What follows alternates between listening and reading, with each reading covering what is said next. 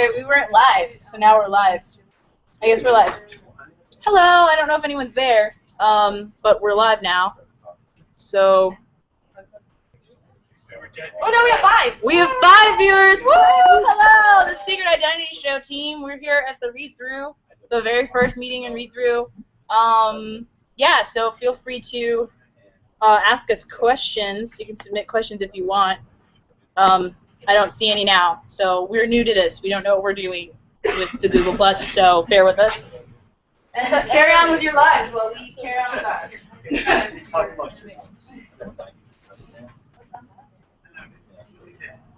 Yeah, it's 2 sides.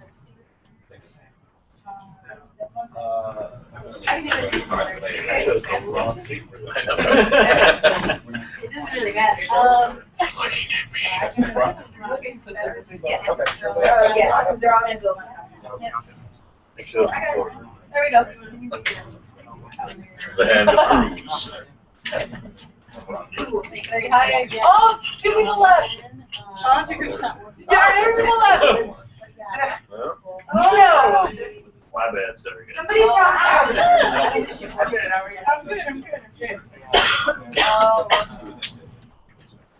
I have to get. No. I have to do is. Oh, we have 4 now. They came back. I won't leave them. I can eat them, but we're toying with our emotion.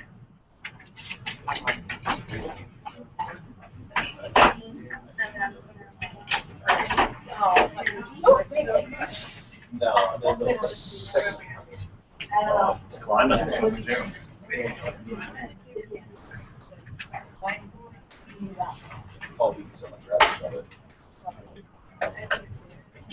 Just remember.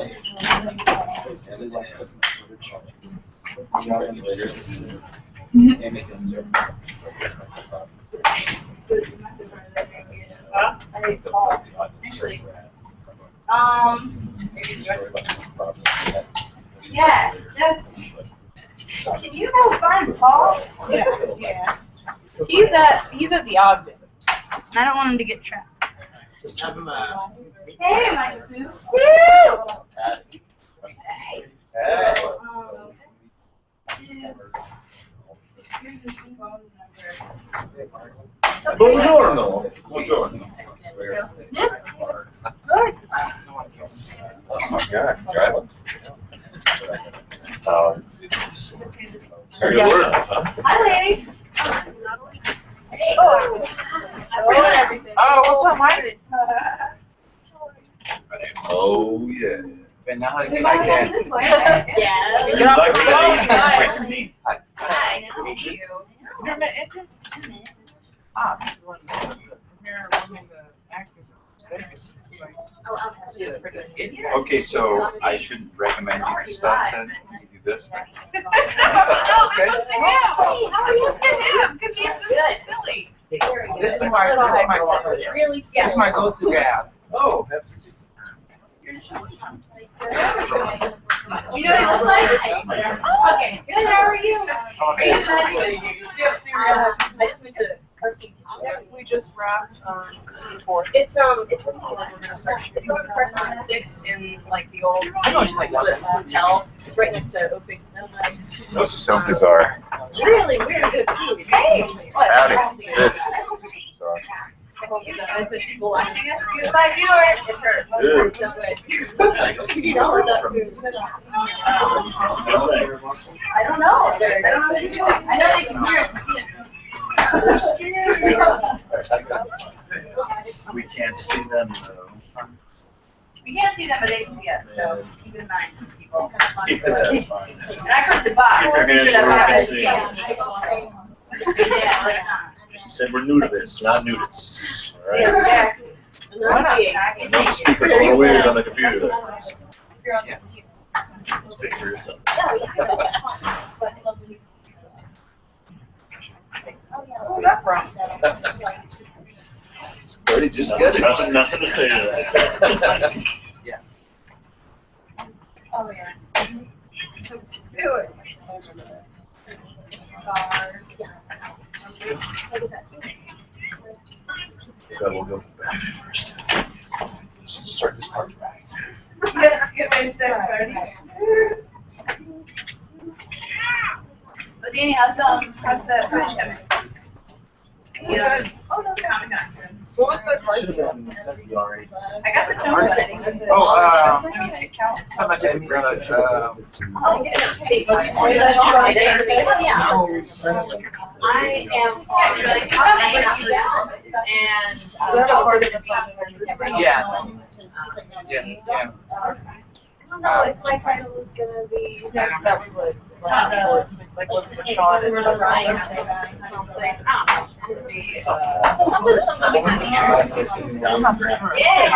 know what time it was. No, it's not.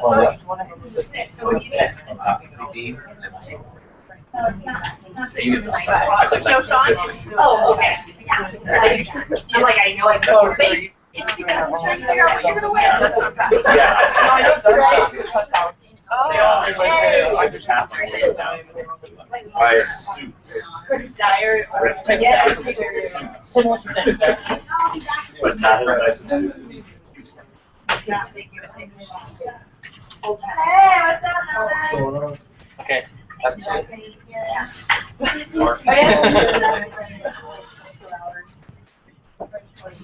Oh yeah, so what was I gonna say? So while I'm setting up and stuff, you guys should all take a moment because we have 5 viewers.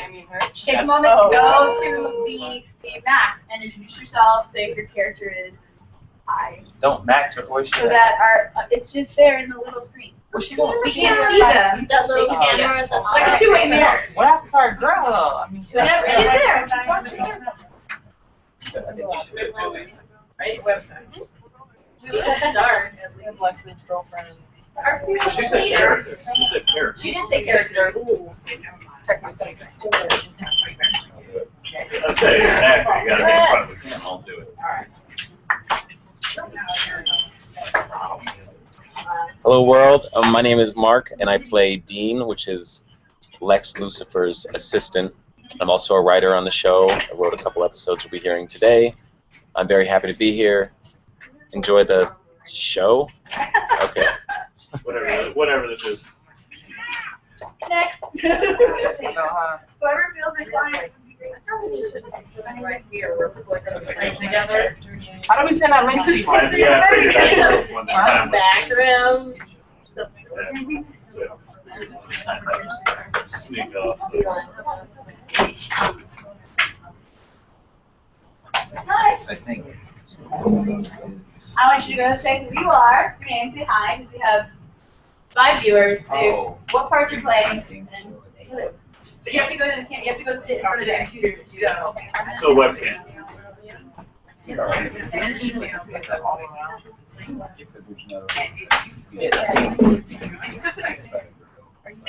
How's it going?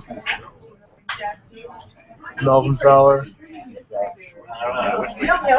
I'll be playing Wayne Knight, Batman. That's exciting, right? It is. Oh man.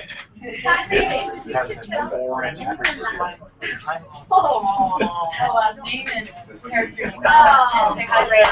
Introduce yourself. You can go straight up to it. 5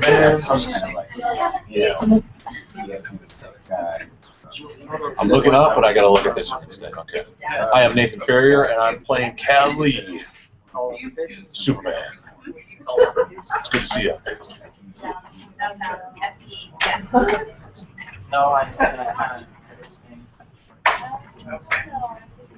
I don't really know. right now. We won't screen names. You want to check it out real quick? Why don't you go over there and introduce yourself, Stacey? I'm gonna be medias today. Hello, my name is Carly, and I am playing Jamie Jack. I don't know if you know who that character is, but you will find out soon.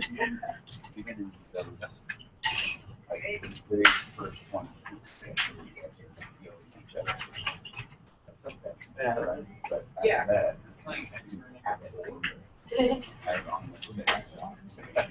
Yeah, so we can ask them questions, they can like type.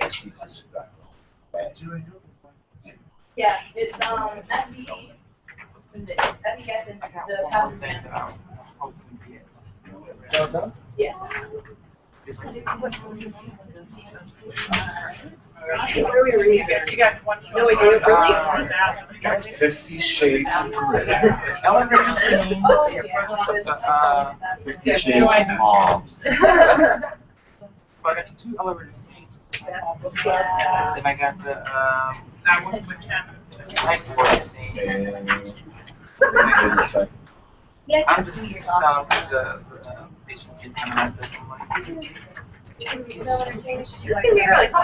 So we're waiting on 2 people to continue to wall punch things.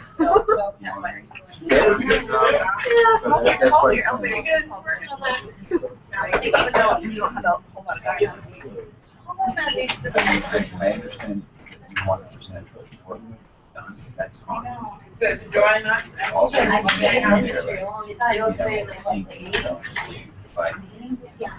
Started. You say you're gonna say what's happening. What's up, Bruce? What are your songs today?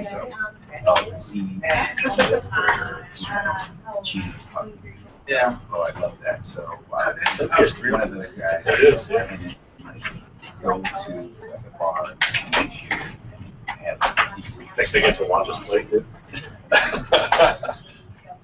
The entire 3 hours. I was like, you guys can get pizza. I mean, there's pizza here for you, so feel free to get pizza. just everybody else. No one writes down.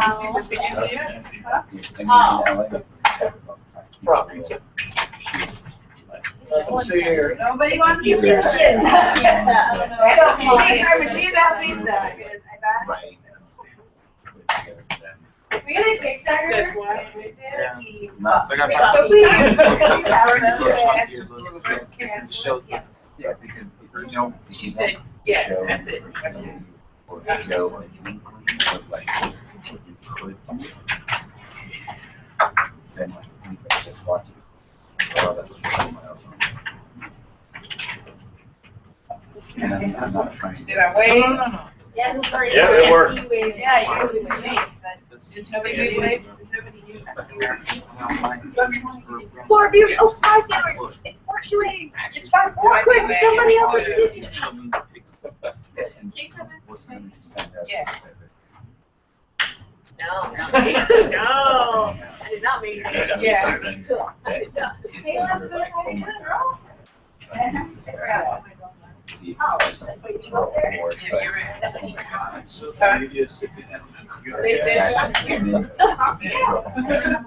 now.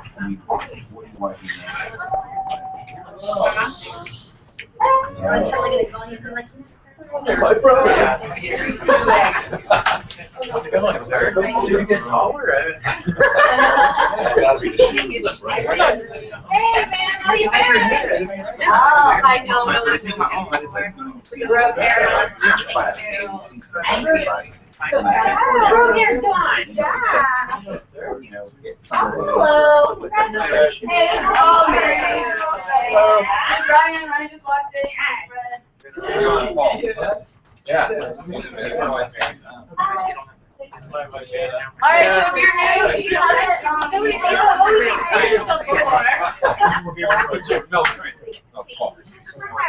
One of those too.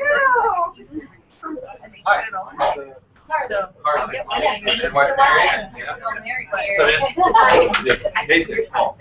Sweet man, Cal, Superman, whole deal. Right. Paul.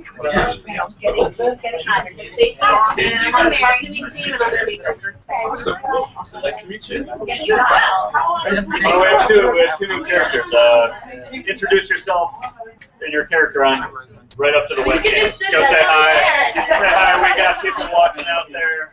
Hi, I'm Paul Stewart. I play Lex Lucifer. Hi, everyone. We're up to 6. Welcome to the read-through. Yeah, that was it. Hi. Good to see you. I know. We got people watching. So, let's talk about who you are. Chatting about us. Hi. They call me Fred. Real name's Ryan. You can call me whatever you want to. Nothing dirty. So. What else am I supposed to say? Nice to meet you.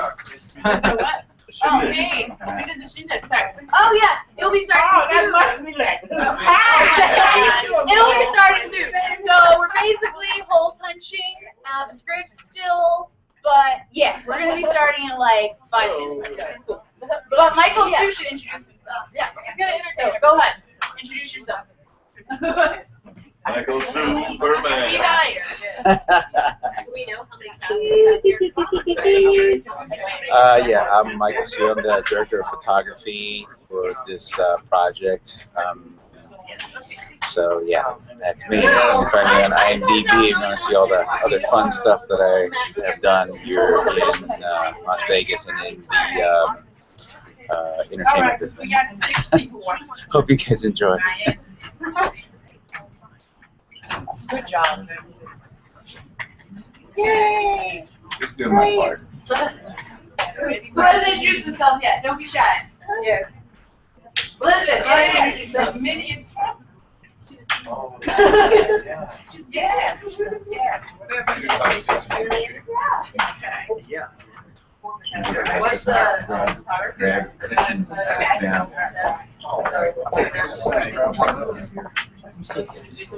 Hi, my name is Elizabeth Lund. I'm playing Stephanie Brown. I hope you guys are enjoying yourselves. We'll be ready in just a little bit.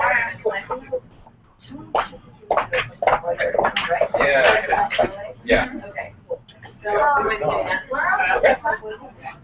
Hi, I'm Danny. I'm the editor. He's here, right?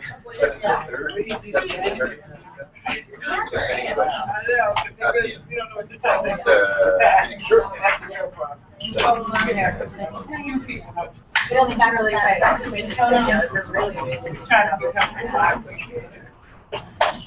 People aren't even supposed to hear things happen. You need to talk. No. What? I don't know. It's new. Yeah, on top. Yeah, this is hard. There's a lot of people working right next door to that. Oh, really?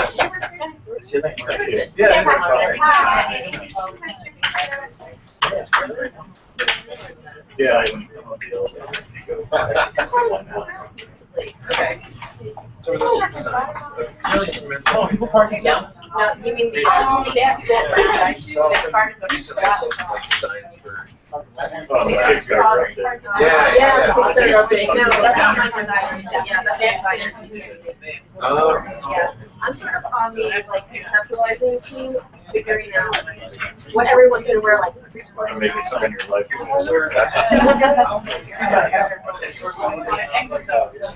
Now, what's happening here? Have you been bitter for that? Mitchell took some measurements. Now that you mentioned it, I sent some more measurements to Jill, actually.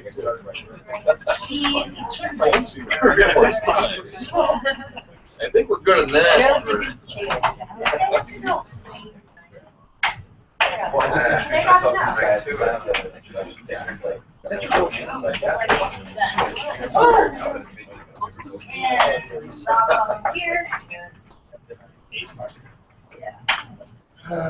Can you plug my phone in?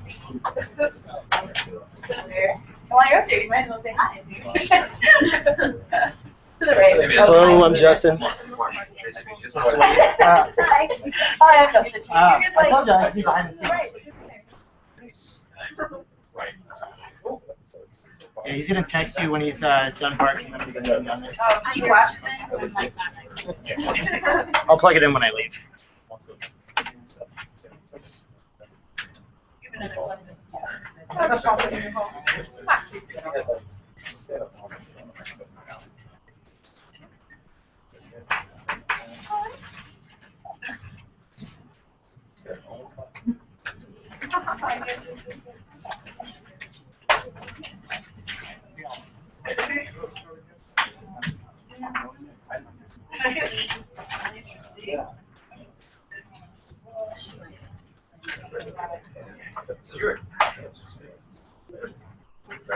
Sometimes. No. Julius. There is a real Superman. Exactly. I did get to play in this convention. It was actually my first time in a Superman suit. I guess. That's pretty fun. That seems surprising.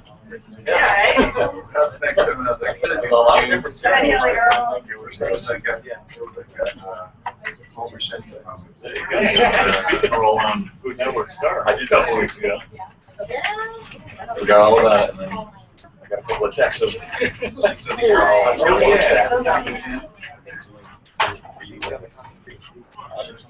yeah, I work with Caesar a lot, so I think that's what Caesar reading Some protein. Yep, perfect. Yeah. Oh, wait. Yeah, make the lead support. Right, there you go. Who gets that? Oh, yeah, if you read in your character, please tell him. Hey. Right here. Over here, script. I was looking. No. If you are an actor in the show, the rule is you cannot sit on the couch because Yeah. they can't see you. Well, there you go. There's a rule. Yeah, Sorry. who wants to see?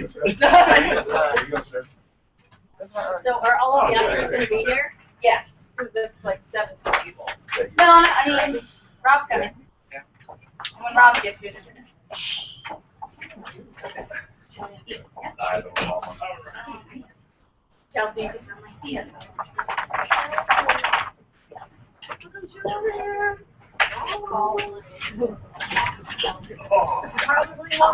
Now, we're on the Oh, yeah.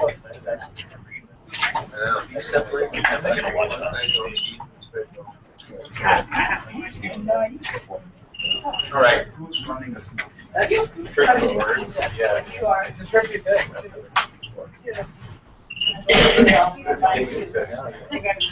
Just to make your life miserable too.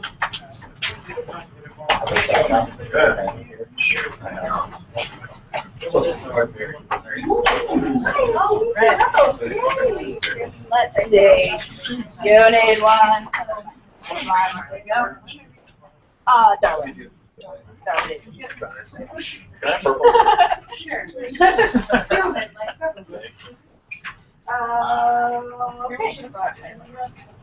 Yep, good. You're gonna read, yeah. It'll just like, do this. I'm like, you're doing it now. Here, I want to give you some stuff. You want to read or? Kids here. Okay. Anybody else? Oh, you're gonna read. What line? I don't know what you're reading. Fine, I need one. Oh, this is Rob. Thank you.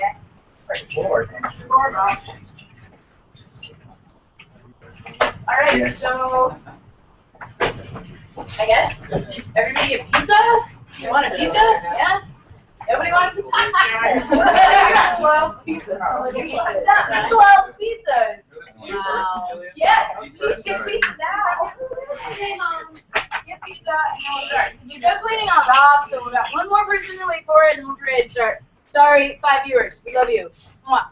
Oh, everyone say their favorite. Oh, everyone say their favorite movie. Start with the guy in the red shirt. Oh, look at that. Okay, guy in the red shirt. I think that's you now. I think that's you. That's your favorite movie. Everybody wants to know. Yeah, what's up? Well, since everyone is asking, it's Godfather. Part 1, Part 2, No, people did. mashed. Yeah. Yeah. I forgot. What did he say?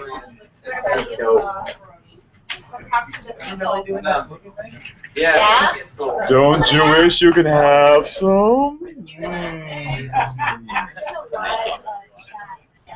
Somebody just asked everybody to go what their favorite movie is. My favorite movie is a toss-up between Jurassic Park and Showgirls. So, probably Showgirls. Jurassic Park and Showgirls, you said?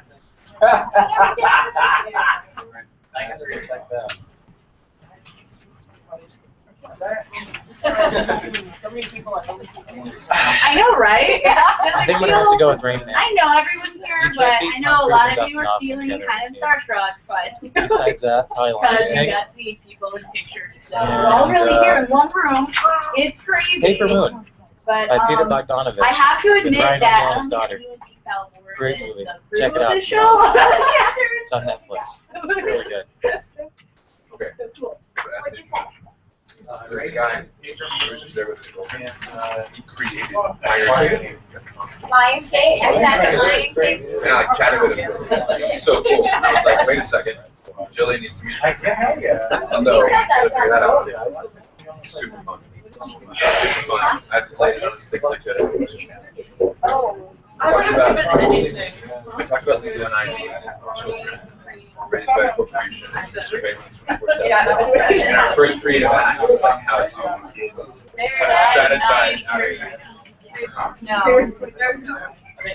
No. not everyone. Definitely some people were like, what are you doing here? But some people were like, yeah, man. All right.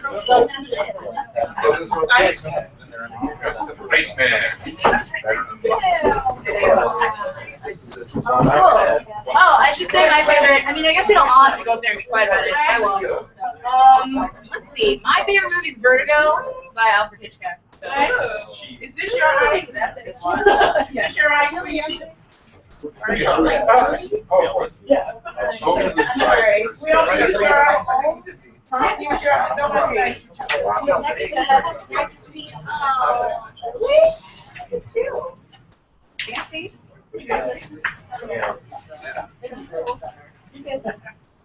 Anyone else not share their favorite movie? Mine's Vertigo. We might as well just talk to each other and not like just the camera. So they can see us in here. School of Rock from Paul. What's your favorite movie, Mary? Oh, you just put pizza in your mouth. That's cool. Whatever. Who's next? Melvin, what's your favorite movie? Goodfellas. Oh, very nice. All right, Arthur, what's your favorite movie? I really don't have a favorite movie. I like anything action, anything blowing up, a lot of running. You want to close the door so we're not too. We'll just be loud in here. We'll close the door so other people. All right, cool. So, all right, yeah, Justin, what's your favorite movie? Pulp Fiction. Andy and Warner. Okay. Matt, what's yours? Space That's a good one. I like that. Can't get my favorite. Here you go. What's your favorite movie? Was it? I have so many. Well, you gotta choose one. 7 pounds. 7 pounds. All right, good. What's yours, Charlie?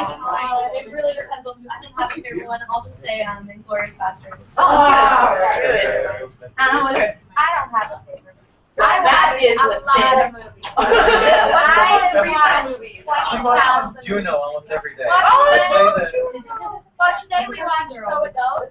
And it's actually really good. What was yours? Was I that did Rain Man. Rain Man? I don't like What's yours? Jurassic Park. Jurassic Park. Showgirls. Nice, Showgirls. Good. What was yours? Godfather 1 and 2. Good. What's your favorite movie, Mike? He's on the couch. You can't see him, but he's our DP. You saw him before, so there he is. What's your favorite movie? I would have to say, like Quiet Man, Blade Runner, and maybe Lawrence of Arabia's in there too. Oh, that's good. What's your hobby? Okay, cool. My mom's here, who's the mom of the production.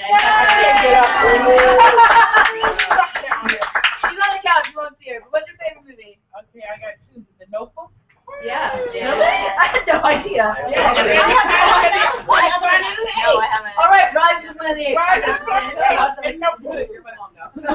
of What is your favorite movie, Stacey? Stacey's on the couch. You can't see her either, but she is awesome. Oh, this is really hard. I don't know. I'm really fan of Amelie.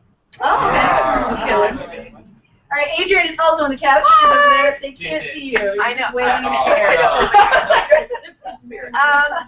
For a long time, it was Muriel's Wedding, so I'll just say that. I know. Terrible. Adrian, if you want, there's an extra chair and you can sit here next to me since you're going to be reading with us. All right, Danny, you're over there in the corner. He's our editor. What's your favorite movie? It's much easier to just say the top 5 because none of them could be number 1. Okay. Yeah, but it's easy. Little Shop of Horrors, Nice. The Shining, The Color Purple, Wow. Hard Boiled, and probably Adaptation. Oh, fancy. That's cool. That's awesome. All right, JR, he's our guest today. I'm going to totally make you beatbox at some point. Not right now. But later. So what's your favorite movie? I want to say Scarface. Scarface. Good. Haven't heard it, yeah. Classic. All right, Chelsea, what's your favorite movie? Pick different categories. I have Alice in Wonderland, Yes. V for Vendetta, and Fear and Loathing in Las Vegas. Nice. Cool. All right. Well, good job, everyone. Oh, wait, Justin. What's your favorite movie? Oh, yeah, we were talking about it. We talked about it. Oh, hi. Hi. There you are. I guess you'll grab. Oh, yeah. Say hi to everybody. Hey, everybody. This is Brianne. She plays Katie. Say hello to our 7 viewers. 7 viewers. 7 viewers. We love you. Say hi to our 7 viewers. Oh, we have 8. Oh, we have 8. Oh, 7 viewers. Yes. Yeah. Right here, next to You Nate. sit right here. You sit right here. Next to me. It's either Batman or Superman. So you gotta I want to sit closer to these guys. There you go. There you go. So we all said, you just missed us all introducing yourselves, and you can get pizza whenever. We all said, I know. Well, we all said our favorite movies. What's your favorite movie? Labyrinth. Oh, David Bowie. And then, or Fight Club, I can't decide. Oh, they're the same movie. Nobody said Yeah, that. exactly. The Goonies is a good movie too. The movie is good. See, I'm just sad that most people under the age of 22 have never seen The Labyrinth. So Oh. all the time when I watch, I'm like, all right, we're watching The Labyrinth. They're like, I'm sitting down, I'm forcing it's scary, but you're gonna like it. It's Right. scary. I have days when I do it. Right around the same time. Oh, Rob. Wait, everybody. We're talking about. So wait, Rob. Whoa. Yeah, hey, Rob plays Tony Grayson, and I don't think he said. Did you say your favorite movie? When Justin and Kelly. No. Everyone's like, that's not a good choice.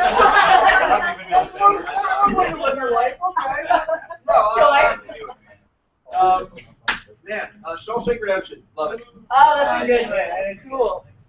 All right, so let's get this party started with all 6 viewers. Woo! Oh, yay! Okay, so DA3E3 said my favorite movie is Murder on 10th Street. Wow, fancy. Wow. I give you a +1. I'm just not gonna click it. So we all give you one. That's plus like 17. Danny lives on 10th Street. Be careful. He does, and it's scary. So I understand. Okay, cool. So I asked everybody to kind of go around and introduce themselves. So if you have a character, introduce yourself in character. If you don't have a character, feel free to just say who you are. So just a little bit. So I guess we'll just start with our characters, if you will. We'll start with you. We'll start with Katie. So you just introduce yourself to everyone here and them there. Okay, well, the year is 1992, and the place is Las Vegas, Nevada, Centennial Hills Hospital. Catherine Persephone Steele springs forth from the womb. Flash forward 10 years later, and Katie plays her first game of Galaga at the Pinball Hall of Fame, which some of you might have been to. Flash forward 7 years later, where Katie Steele loses her virginity to longtime boyfriend Derek Flogerbager. I can spell it. To which he replies, Katie, you would look so beautiful if only you did some crunches. Flash forward 1 year later. I'm going to stop referring to myself in the third person. And I decided that a lot of Buddhists think that the body is a temple, and I like to think of it more as a science lab. So I decided to try as many drugs as I could possibly get my hands on. let's see. I tried ecstasy, 2CB, 2CT, 2 psilocybin mushrooms. I swore I'd never try heroin. So after I tried heroin, I tried crack cocaine, regular cocaine, methamphetamine, and LSD. Alcohol, of course, and nicotine. I think that's it. Flash forward to now. I work currently, I can't keep track, but my main jobs are at the comic book store, and I also work very close to this vicinity as a valet parker, which is a very fun job. Works my, what are these, glutes? Abs, yeah. I'm not familiar with thighs. There's my thighs. I work the thigh muscles, this area here. Sometimes I go like this, and then I get this muscle right there. I don't know what that is. Trapezius. I just wanted to say that. I feel like that's a muscle for sure. Yeah, and I have 2 cats, and that's about it. Wow, Katie. Well, thank you, Katie. All right, Cal, would you like to follow that? That's going to be difficult. Well, I'm Cal Lee. I'm also working at the comic book store with Katie. Didn't know about the drug problem. Explains a lot of things that happen at the bookstore now. But it's good to be here tonight. Brother Freddie over here. It's good to have him in town. And yeah, ready to get this party started. What is? I don't know what this is. Do we hit it or do we slap it? Something like that. Okay. Cool. All right. Cool. My name is Dean Anderson, and I am Lex Lucifer's assistant. I'm very driven, very passionate, much like Lex, and I love Lex. I don't love Lex, but I love, and I'll do whatever he says. Gee. Yeah, whatever. Okay, cool. Thanks. All right. Are you done? I'm done. Yes. My name's Fred. Fred. Just moved here from Kansas. It's okay. It's not my favorite town so far. I do a lot of ghost hunting back home. I have some Kansas City sage if anyone wants to join me after this. It's a great time. It's very spiritual. Besides that, I'm really looking forward to working with my brother. He's only from Iowa. And again, he's wearing a cooler shirt than me. He's got a cleaner shave.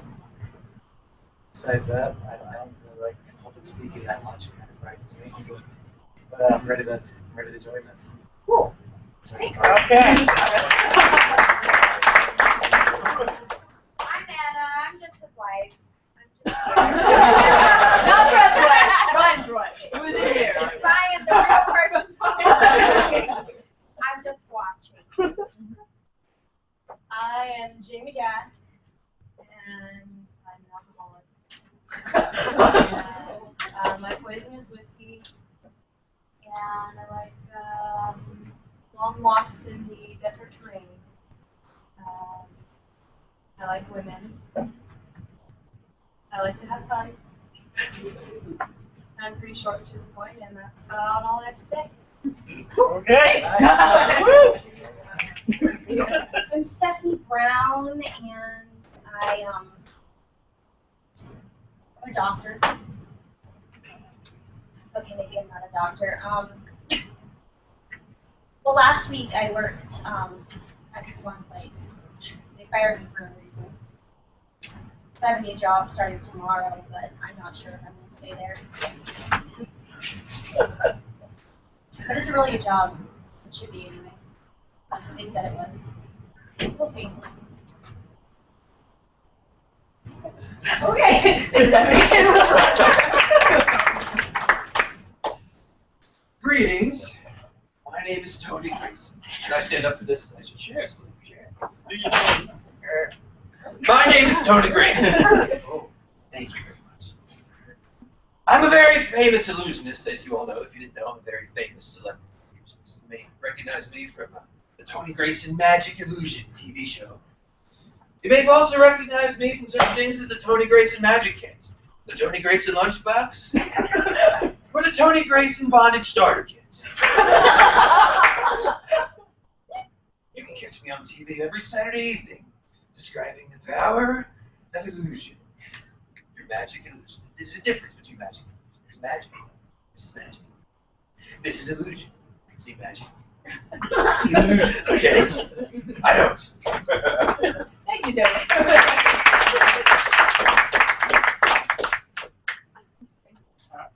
Matt Winehouse, producer, social media, probably other stuff will happen along the way. I'll be reading the part of something today. Thanks, Matt. Oh. Yay, Matt. Reggie here. I'm a street hustler. Yes, just hustler. I'm a pimp. Well, I'm trying to be a pimp. I got one hoe. It's not really working. So, the market kind of got shut down. But I do sell items. I actually sell his illusion stuff. Some half off. You don't have to go to him. You come to me. Whoa. I'm just saying. I'm trying to make a little money. All right. I can sell anything. I can sell fur in the summer. I can sell ISO Eskimo. All right. I am the CEO, the CFO, the C something, and the HNIC. All right. I can do it all. Anything you need, I'm the man to come to. I don't want to laugh because that's what I think how pimps laugh. Okay. I'm good. All right, Well, Valor playing part of the night, lightweight, dark, mysterious. And, looking forward to what it is. Cool, thanks.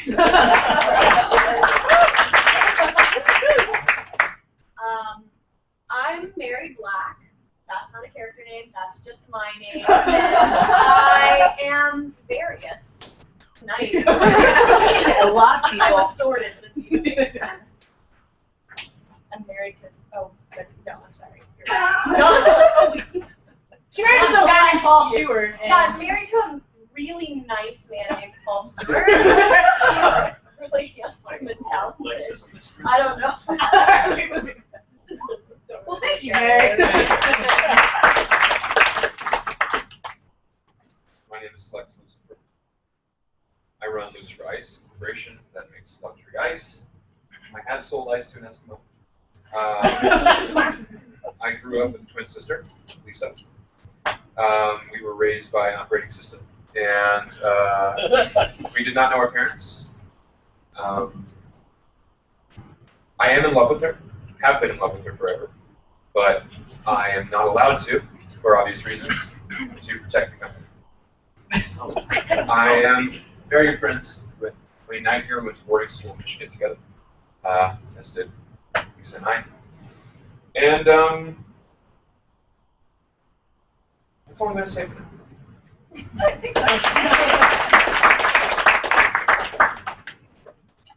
I am Lisa. Hey, Lou.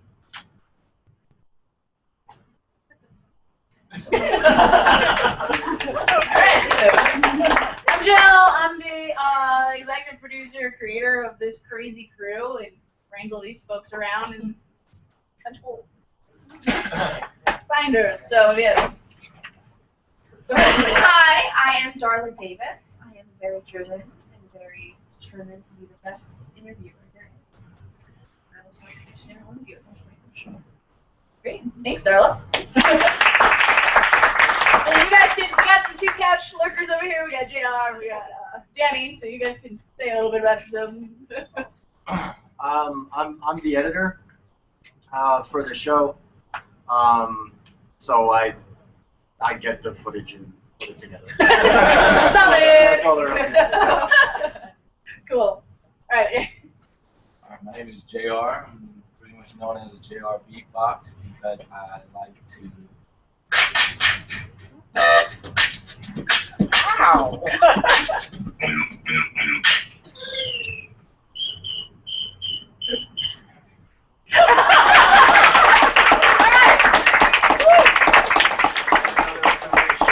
He's hanging out with us today. So cool. All right, well, let's get this puppy started. All right, so we're going to start with episode 1. Cal is being played by Nathan, obviously. Fred by Ryan. Ben Malone. I need someone to be Ben Malone, so maybe Matt. Matt, you want to be Ben? Okay, and then Darla, Adrian. I need someone to be the Nero guy. Who wants to do that? All right, Mark will be the Nero guy. Jamie Jack is Carly. Alexis Ball. Wise guy. I need somebody to be Wise guy too. Someone will be Wise guy. Okay, yeah. Well, all right, Wise guy, and then I need Agent number 1 to do that too. So. All right, let's start with episode 1. Written by myself, the family business. I'll read all the directions or whatever. All right. Act teaser, exterior bus station day. Camera pushes in on Fred, a young man with a natural and shaggy appearance, as he gets off the bus wearing an ironic T-shirt with an oversized duffel bag. Stanford Lee. Do I know you? Slam. Fred, and the camera's attention shifts to see a prostitute in an oversized Hello Kitty head get slammed against a black SUV and handcuffed by 3 agents with 3 crown emblems on their suits. I'll do it. You're in a mountain of trouble. What the hell? Your brother Cal sent me to. Cal sent you? Is he okay? What's going on? Where am I?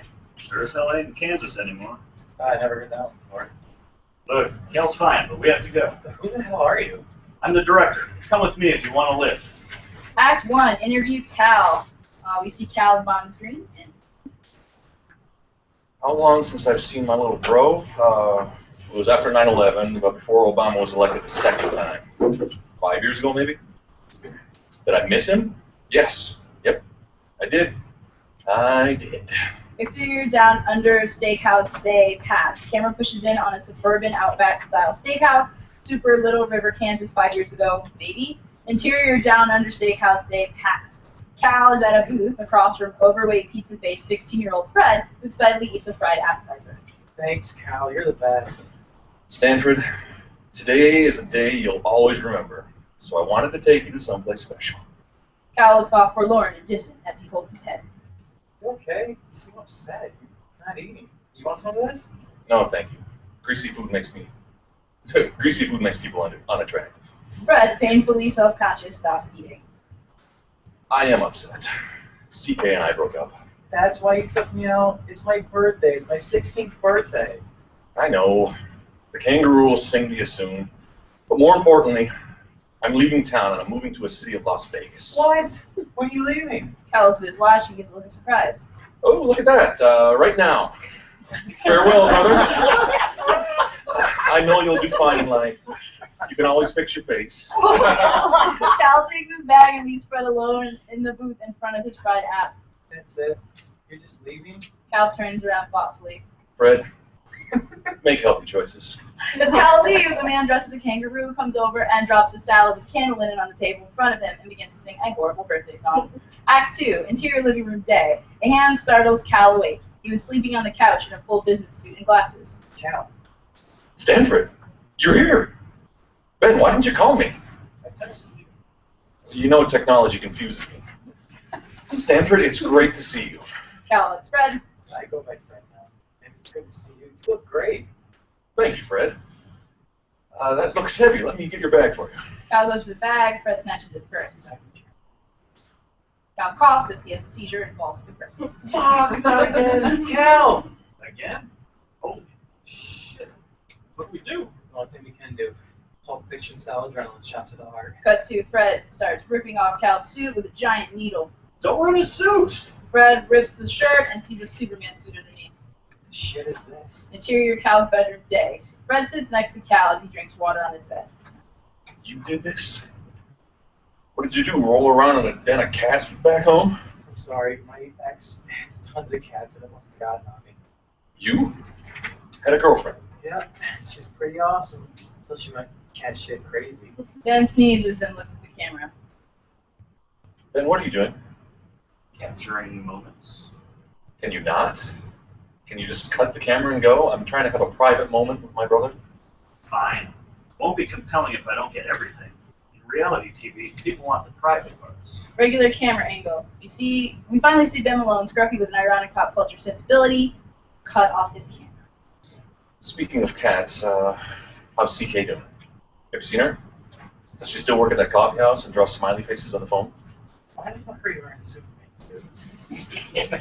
CK? I refuse to enable your obsession. Never mind all that. I have something for you. Cal grabs a package and gives it to Fred. Fred excitedly opens the package. Inside is a Spider-Man suit. Remember how back home everyone used to say I looked like Superman because I was physically superior? I did forget that. Well, I decided to just embody that idea of truth, justice. We get to it soon? My company is Being Superman LLC, and I'm a Superman impersonator. You're kidding me. No, I'm not. I want this to be our family business, but you're too short to be a Superman, so I thought Spider-Man would be a better fit. Awkward pause and stares back and forth. Fred leaves Cal in his room and shuts the door.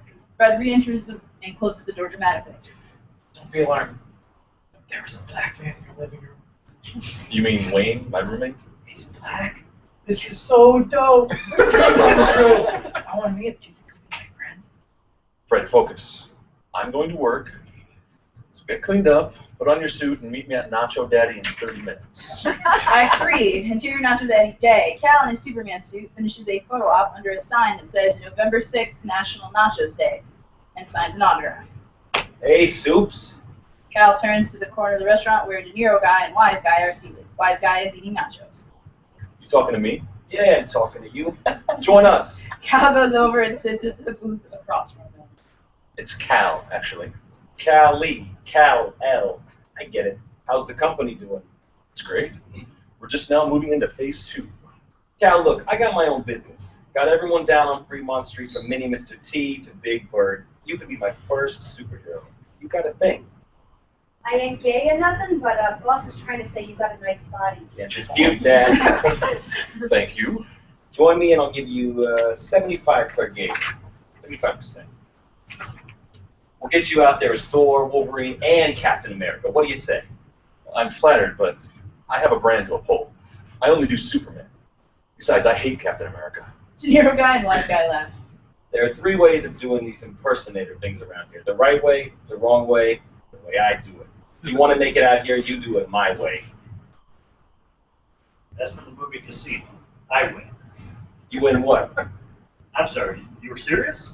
I thought this was a guess the line of dialogue game. I'd seen it. Thank you again, Mr. De Niro Guy. This is Wise Guy. Well, nice to meet you, Mr. De Niro Guy. But I must be off. It's my brother's first day on the job. Exterior Nacho Daddy Day. Fred is pacing back and forth with the package in his hand, sort of like he's about to have a meltdown. Cal approaches. Stanford, you were supposed to be wearing your suit already. Are you insane? Serious question. Is this a prank show or something? I won't do pranks at custom. You lose credibility that way. This is a reality show. Credibility? What the fuck is wrong with you? I can bleep them out. Great, Jack. Thank you. I quit my life for you. I left my job as the singing kangaroo to come here. And now you want me to play dress up? I won't do it. Did you eat today? You get weird when you don't eat. They have nachos here. Do you remember the last thing you said to me? Not at all. You said, make healthy choices. And I took your words to heart. I lost 60 pounds of fat, pure girth. And you didn't say anything? I'm not a fat pizza face that Stanford Lee anymore, that you left down under. I'm different. I grew up. Stanford, you're 22. I'm an adult. I have a beard, Fred. My name is Fred. I have a beard, Cal. My name is Fred. Fred throws a package at Cal's face and walks away. Look great, man. Good job on getting in shape. Thank you, absolute stranger. I think he's upset with me. Credits. Stinger. Interior TV news desk day. The anchor woman Jamie Jack, late 20s, attractive, is edgy, dark. Clothing starts the report. Good afternoon, I'm Jamie Jack. There are new developments in the much talked about street performer ordinance in downtown Las Vegas. City Council said this vote needed to be delayed in order to give the public more time to provide input. Local news, Darla Davis is joining us now live with more on this story. Darla? Exterior City Hall day. Darla Davis is mid-20s and neat. In an ensemble that looks trim and smart, her top unfastened with planned natural lips. The demeanor of a champion. This came as a surprise to many who thought the debate would come to an end today. Some say that this delay had to happen in order to give both sides the opportunity to study the impact of the ordinance. It baffles me that something as simple as requiring buskers to register with the state could be seen as controversial. Leading the supporters is local ICE billionaire Lex Lucifer, the philanthropist behind Project Evil and CEO of the Lucifer Group. The Lucifer's proposed ordinance is seen as extreme by the opposition, calling for blood samples and background checks. Lucifer feels disappointed about waiting 2 more months for the street performers ordinance to pass. A lot of people in the community are really feeling hurt by what happened today. If we don't raise the bar for the tourist experience in the streets, our city will lose millions. The opposition will spend the next 2 months to drum up local voices to speak out against the measure. The vote right now is predicted to be 4-3 in opposition to the ordinance. All right, that was episode 1. Did you guys have any questions? No. Anybody here have questions? No. You guys still awake out there? Hi, 7 viewers. We have 7 viewers. Yay! All right, cool. All right, so we will move into episode 2. So Cal will be played by Nathan, Fred by Ryan, Ben by Matt, who's now officially Ben, Katie by Brian, Chelsea, can you be Scarlett? Can I get a script? Oh yeah, you need a script. Okay, you can grab one of those. Reggie Watson will be played by Arthur, Wayne Knight by Melvin, Stephanie Brown by Elizabeth, Child 1, Mary, can you be Child 1? Children, and then Carly, can you be girl? I don't know. Yeah. Is there another one other than that? There may be. I think 2's in there, so it's fine. Oh, okay. Yeah, Carly, you be girl. Girl. Just girl. Hey, girl. All right, so now it's time for episode 2, written by Rachel Tromley from Michigan. She's out there watching. Hi, one of the viewers is Rachel. Hey, Rachel. Hi, Rachel. Hey, girl. All right, so this is episode 2, Being Superman LLC. Teaser, interior Ogden apartment building day. Cal in his Superman suit walks in the building and stops when he sees Scarlet Steel, 25, sexy and strong-willed, with what looks to be a heavy box trying to get into the elevator. She's dressed like Rosie the Riveter. Ma'am, may I help you with that? Really, universe? Nope, I'm good. Are you sure? It looks heavy. Elevator door slides open and they both step through. Interior Ogden hallway later. Both Scarlet and Cal are visibly upset after what we can assume to have been an elevator ride where Cal's continuous offers to help her were rejected. What's your name? We're neighbors on the same floor. Across the hall, even. You know, I've been hit on 4 different times today.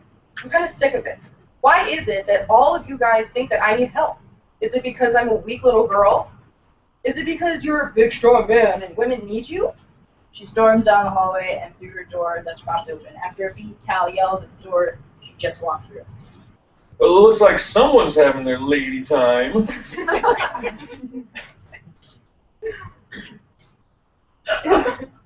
If that's a period reference, it's fucking sexist. Our view expands from Cal's face to the side of the hall where a man is sipping on a red smoothie. This is Wayne Knight, 30s. Competent, resolute, healthy, and for years he's been gradually losing his faith in humanity, and it's written all over his face.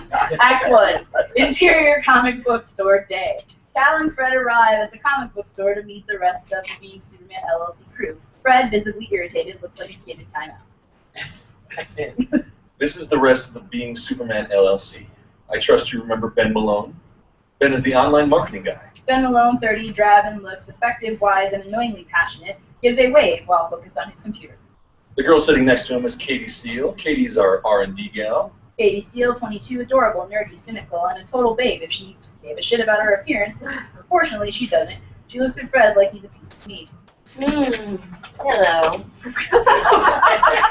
And Reggie is in charge of sales. Reggie Watson, late 20s, black, street hustler, mean, mentally sharp, always on his phone, talking or texting. You work with a black person too? Excuse me? Yes, your big brother knows black people. Plural. Aren't I terribly cool? Anywho, let's get started. As I'm sure you're all aware, it is long past time to expand. We need to start getting bigger. With that in mind, I'd like to officially introduce you to my little brother, Fred. The first Spider-Man at Being Superman LLC. Spider-Man branch. Hold on. I still haven't agreed to this. As I'm sure you're all aware, I'm sorry, I'm not. We're hardly an established company yet. For heaven's sake, you want a Spider-Man branch now? Nonsense. Hardly established. Ha! Katie opens up the planner that she has in front of her.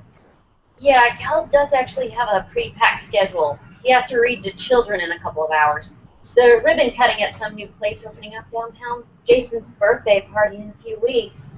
Hey, don't forget the Atomic Liquor anniversary party. That's right. I forgot to write that down. I also have find people to save on the list, as well, with a little star next to women who just so happen to find themselves in dangerous situations. There's no way for him to know if he'll stumble upon a situation like that. Yeah, wasn't planning on him stumbling upon it. Okay, fine, good, you're established. Can you forget Phase 2 includes more supermen than just you? Why not make Fred be another Superman? Or, Lance and possibly not dressing like a superhero. Ha! Fred doesn't have to build. Fred does not have to build for Superman. I mean, I admit that he looks better than he did, but Fred is Superman. Yeah. Whatever. The biggest reason I'm opposed to this is honestly just because we should not be mixing DC and Marvel. That's a terrible idea. We need to put this to a vote. This company may be your idea, but we're all working on it. We should totally have a vote. I'd really like to have a say. Mother and I would be running around in costume all day. You want to vote? Fine. We can all be democratic. I love America. We'll reconvene at the park under the cover of nightfall for the vote. Give people a day to think over their position. Before you vote, Fred, it'll be good to know what the job entails. You're coming with me to read to the children. Hell no. The school is on Martin Luther King Jr. Boulevard. Interior Ogden hallway day. Ben knocks on a door and Katie answers. What are you doing here? I have something to talk to you about. Can I come in? Katie opens the door wider and Ben steps inside. Katie's roommate is there, Stephanie Brown, 30s, drama queen, gorgeous, and just plain depressing. A dancer slash model slash escort who has been fired from every job she's ever had, and from her point of view, it was never close. Ew, stop bringing nerds over here. I want this to be a nerd. Shut your whore mouth, Stephanie. Stephanie walks into her room and slams her door. I don't really give a crap about Marvel and DC crossing. I just decided to speak up on your behalf so you didn't have this Fred guy as competition. Obviously, I'm voting no. Hold up. Don't vote no for me. You vote however you want. Fred's cute, and I want him to join the company. I'm doing what's best for you. You're over there making boo-boo eyes at the guy that moves across the hall. He lives across the hall? But babe, what about us? Katie last time.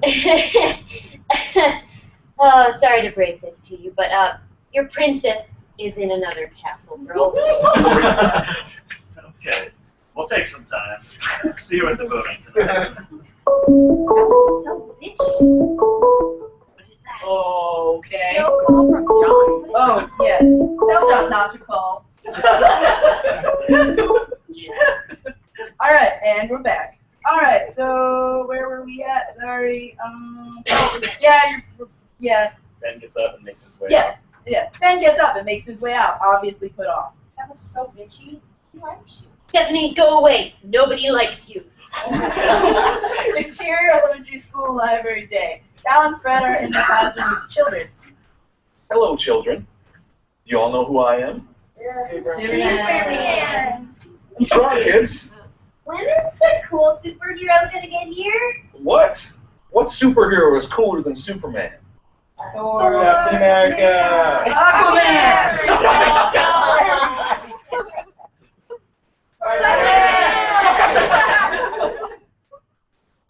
We really like him because now he's black and Hispanic like most of us. has clearly had a revelation. Cal, heartbroken and embarrassed, soldiers on. Well, how about we read a book now? Cal then sits down and starts to read his book. Everybody. Act 3, Exterior Park Night.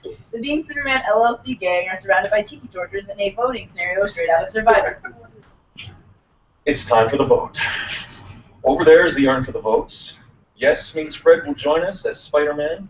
No means he is out of Being Superman LLC. And we send him back to Kansas. Exterior Park voting corner night. Cal doesn't say anything. He keeps his vote hidden and puts it into the urn, raising his eyebrow like he's amused at his still. Confessional Katie, holding up yes vote to the camera. I think he's cute. And he'd make a really good stormtrooper, if you know what I mean. Fred doesn't say anything. He keeps the vote hidden and puts it into urn. Confessional Reggie. At first, I thought it was just a fool who couldn't make me any money.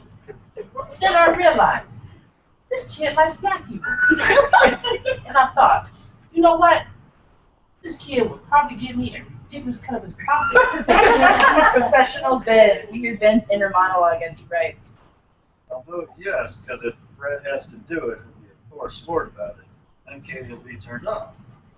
Or I could vote no and he'll go away. Katie will hate me.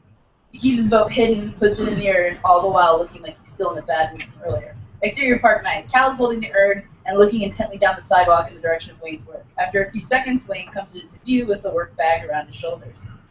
Wayne, are you busy right now? Wayne walks over to him. I was just about to head home from work. Why? What's up? Can you pull the pieces of paper out of this urn and read them out loud for us? You guys playing a game? Something like that. Wayne smirks and pulls out the pieces one at a time. Yes. Yes. Yes. Yes. Yes. Fantastic! Democracy works! Fred, you voted yes. I'm doing it for the minority children. Wonderful. All right, let's go home. They disperse. Katie slides up next to Fred as they walk. So, you live across the hall? Cal is about to leave and then sees Wayne is looking down the sidewalk in the other direction, obviously distracted. Are you coming, Wayne? You go ahead. I left something at work. Everyone walks off, leaving Ben all alone in the park. Awesome. Now I get to blow out all these damn tiki torches. Exterior street between the park and his work night. Wayne ducks into an alley and then Batman emerges. He goes in another alley where a creepy man in a long coat is stalking a girl. He knocks the creepy man to the ground before he knows what happened. The girl turns and sees what Batman has done. Hey. The girl runs off, just creepily, two voices, and the girl runs off as Batman walks into the shadows. Fade out. Alright, so that was the Did anybody here have any questions? No? Alright, I didn't see any questions. John said that. Okay. Huh? John said that. Oh, he has to join the hangout with us. He joins the redirections. So we will not be inviting and welcoming people in. No, you have to join us. Did not say we will find you and welcome you. We join us, which you're doing. 6 of you. It's fine. Thank you, 6 viewers. All right, now. What happened to 7? What, friends come on They're or not something? here. They're not here, so we can't be upset. To be happy, we're grateful for No, I mean, all yeah. 6. I'm not mad at all. All right, so we're going to go into Sick and Sad, which is episode 3. So Fred, Brian, Cal is Nathan, Katie is Brian, Scarlett is Chelsea, Ben is Matt, Wayne is Melvin, Ivy Greener. Can you do that? Can you do Ivy, Mary? Yes. Dr. Quentin is going to be played by Rob. You can do that. Dr. Quinn? Dr. Quentin. Yep. And then Martin is going to be played. I need someone to be Martin. Okay. Martin's going to be Martin, and then I need someone to be April. Adrian, you want to be April? All right, cool. All right, so Sick and Sad, episode 3.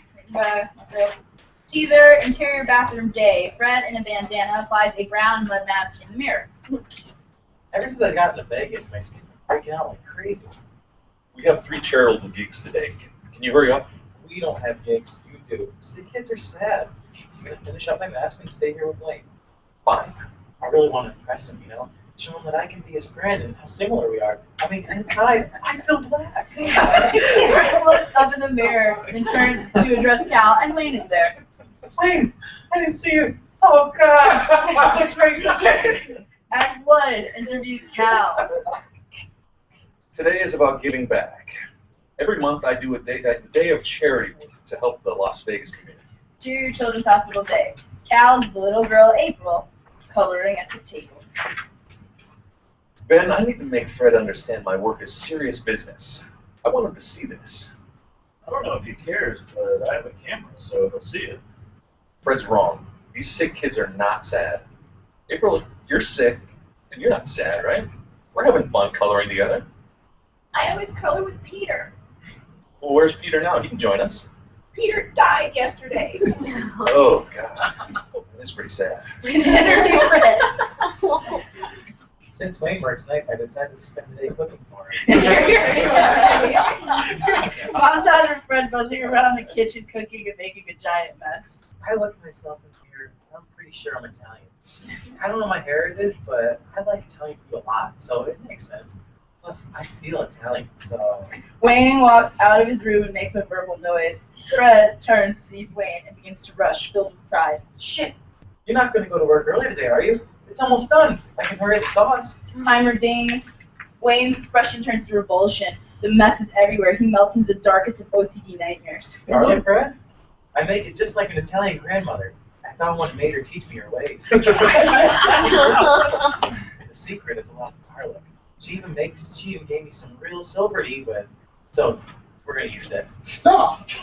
What are you doing? I'm making you an Italian dinner before you go to work. Thank you, but I don't eat this. Not on my diet. Clean up when you're finished. Wayne dashes into the fridge, grabs a weird liquid packet, and leaves Fred left holding a spoon. Act 2. Exterior Greener Pastures Retirement Home Day. We're really happy to have you here, Superman. Interior Greener Pastures Retirement Home Activity Room Day. Cal is being shown around by the ridiculously animated manager, Ivy Greener. Here at Greener Pastures, our residents all suffer from extreme cases of Alzheimer's. So rather than endure the pain of never remembering a birthday, we make every week of their 6-odd existence birthday week. What would you like me to do? Follow my lead. Ivy claps her hands with aggressive happiness. The elderly people have birthday hats on and silly decorations.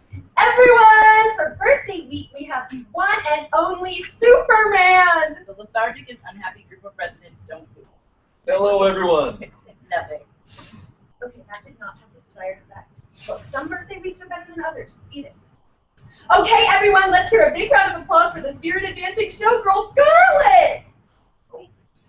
Scarlet comes out in her best glittery tap dancing outfit, sexy and skilled. She performs Hello My Baby or Why Don't You Do Right dances, which the group loves.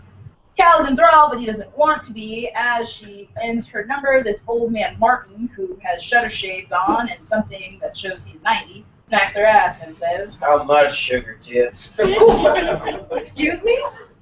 Oh, I'm going to get all up in there. Tear that ass. Excuse me, sir. That is no way to talk to a lady. Seriously? You just need a woman to save, don't you? Oh, it's on his to-do list. Find a woman to save. I got this. I think I can handle myself, okay?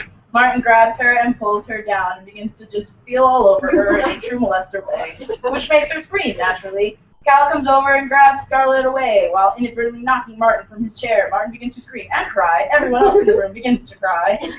What the shit? Both people are crying in unison? Is this a thing? Let me down! Look what you did! Cal lets her down on the ground. I'm sorry you fell, sir, but one simply does not do that to a woman. I could have handled it. It didn't look like you could. What happened? Why are we crying on the floor? Superman punched me because I said his girlfriend was pretty. She is not my girlfriend. I am not his girlfriend. Both of you, get out of here. Exterior girls' apartment day. Katie answers her door in an awkwardly seductive way to Fred, who's covered in pasta sauce in his mess. I made authentic Italian cuisine. Interior apartment dining table day. Katie and Fred eat the meal as they talk. I was sad. I wanted pasta and I used Wayne as an excuse to have carbs. I'm an emotional leader. Sort of off the wagon. Jumped. Base jumped off the wagon. I'm not even sure where the wagon is now. It's fording the river. You'll never catch it. It's fine. I'm Italian. I'd die if I didn't have pasta and garlic bread. That's just science. I think. You think? Our adoptive parents are from Beijing, and I truly feel Chinese, but I've always preferred pasta to. What is that? Sure. There you go. You're a better cook than me. I can only reheat Chef Boyardee. I'm just happy someone else eats food around here. What do you mean? Cal doesn't eat anything fried. Wayne apparently doesn't eat no pasta or garlic bread because he just about died when I offered him the meal. I even told him about the fine silverware I brought with me. What does Wayne eat? Some weird red liquid packets that get delivered to the apartment in the cooler. They all have his name on it and they say property of Wayne Knight. Like anything, like anyone wants his stupid red food packet. So he doesn't eat, he just drinks this red shit from a package. Oh my god. I hate juice cleanses. No, it's not a juice cleanse, Katie. It all makes sense. The garlic, the silver, no eating, the mysterious red package of liquid that must be refrigerated, and the sleeping all day and eating out all night bit too. Yeah, he's into fitness. He's on a weird juice cleanse thing and works graveyard bartending shifts. Makes sense. Oh. Okay. Well, he's a fucking vampire. Great. Exterior Anthem Asylum Day, the exterior of a gothic bedlam. Dr. Lee Quinton, late 20s, delicate black man, disturbed with brilliance. Follow Ralph Lauren off the rack. Cal and Ben follow. I use life monitoring as a way to assess mental health. Great. So I'm helping you. I'm giving back. You certainly are. Generously. Interior Anthem Asylum Office Day. Cal signs some paperwork. I know what this means, right? Sure you're okay with this? Of course. Crazy people will draw me. Big deal. I'm giving back. Cal gives paperwork to Dr. Quinton. We prefer to call them criminally insane rather than crazy. But once you disrobe, join me in the other. Take off the suit. Naked. I didn't.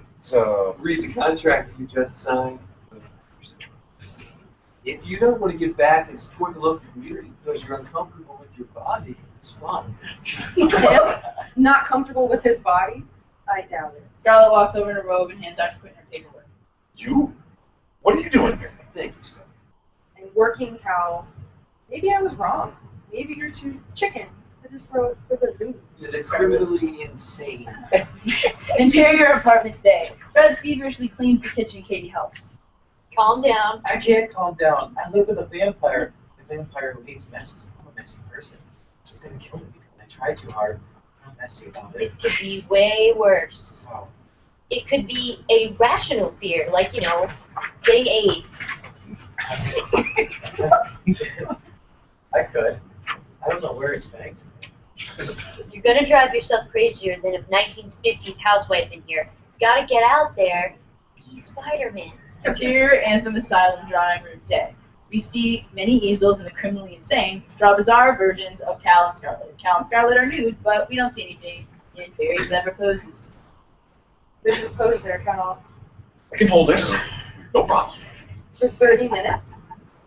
Scarlett, it's a nice name. Why keep it from me? With what I do for a living, my life is a show, and I don't give out my real name. You understand. You go by Cal. What's your real name? It is my real name. It's crazy. Don't use the C word in here. We'll get kicked out of here too. They are nuts. So I wonder what these pictures are looking for. Question. We can hear you talking. Sorry. So do you pose here often? Scarlett bursts out laughing, and Cal falls out of his pose. There's a crazy uproar. Dr. Quinton looks at them, his expression strong-willed. We're leaving, okay? You can keep our checks, too. Checks? You're getting paid? Scarlett laughs harder. Singer. Interior apartment night. Fred sneaks over to a door that isn't a bedroom. Where do you do the door? Where do you need to? Door. Sorry.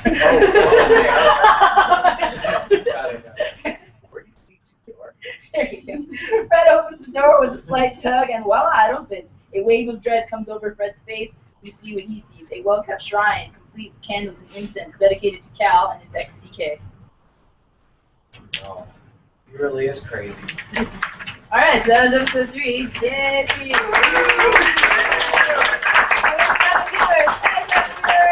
Any questions out there? Oh. Anybody got a question? No. Bless you. Oh, I thought I heard a question. I was so excited. All right, cool. So, all right, we'll move into episode 4. Protecting myself. Do you have to scroll? I don't know how the computer works. All right, hi 7 viewers. We're just gonna. They're saying that maybe I'm not doing it properly, which is totally. Oh, okay, yeah, I get it. I got it. And then that thing doesn't need to be there. Okay. Oh, did I? Do to scroll? Oh, did I? No, we're at the bottom. They're really. Oh. Sorry. No. Sorry. Come back, people. Well, they can still see us, but we can't see them because I lost the window. Where did it go? Where did it go? Oh, hi. Oh, hey, we're all back. Okay, good. Yay, we're back. Okay, sorry. All right. No, it's at the bottom, okay? It scrolls down. They didn't have any questions. But they're still here. So, yeah. Awesome. All right. So are we. All right, protecting myself. Episode 104. So, Cal, Nathan, Fred, Ryan, De Niro guy is going to be Mark. Scarlett is going to be Chelsea, Katie, Beyond, and Paul, can you be Daniel Chachki? Sure. All right, cool. Isn't it? All right, so for protecting myself, teaser. Interior Cal's bedroom day. Cal is doing his hair, getting that damn curl just right. Fred is in his Spider-Man suit, eating a sandwich and watching him with a cross around his neck and a garlic necklace. Does Fred do that? Does Superman do all this every day, or does his alien DNA just make the hair work? Superman isn't real, Fred. I mean, what superhero takes time to gel and curl their hair before they fight? Look, Superman has super speed, so it's not a lot. It's not a lot of time for him. Right? Even with super speed, it means annoying and pointless. It seems annoying and pointless. If I was an overpowered alien, I wouldn't give a damn about what humans thought of my hair. If they didn't like it, they could just suck my gigantic alien dick. Lois, okay? Superman cares what Lois thinks. Scarlett is your Lois? You like her. She's hot. Ask her out. Don't be ridiculous. You smell like weed and garlic. What have you been doing all day? Protecting myself. And it's sage, not weed.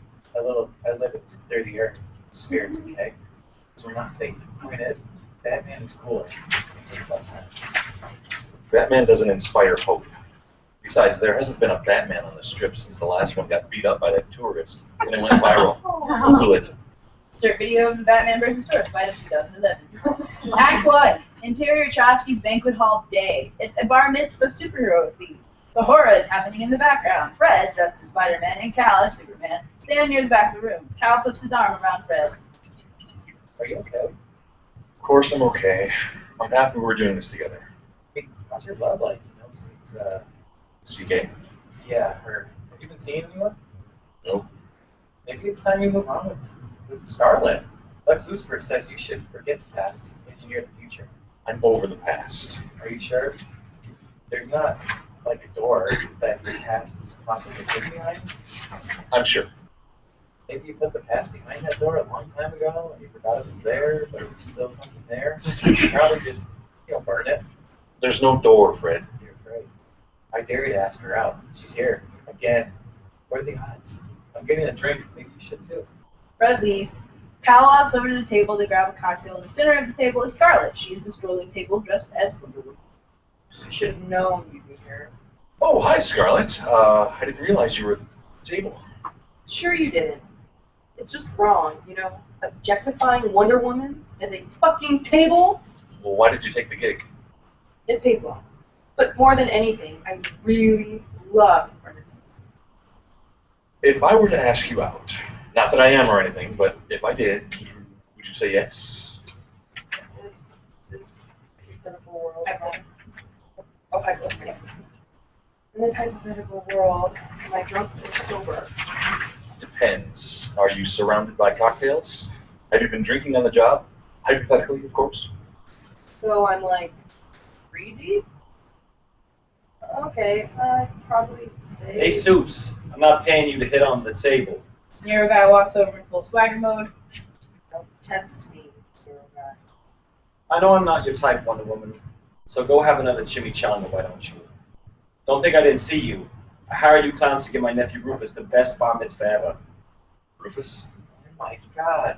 You look just like Robert De Niro. Cal, can you take a picture of us together? No, Fred. That's just rude.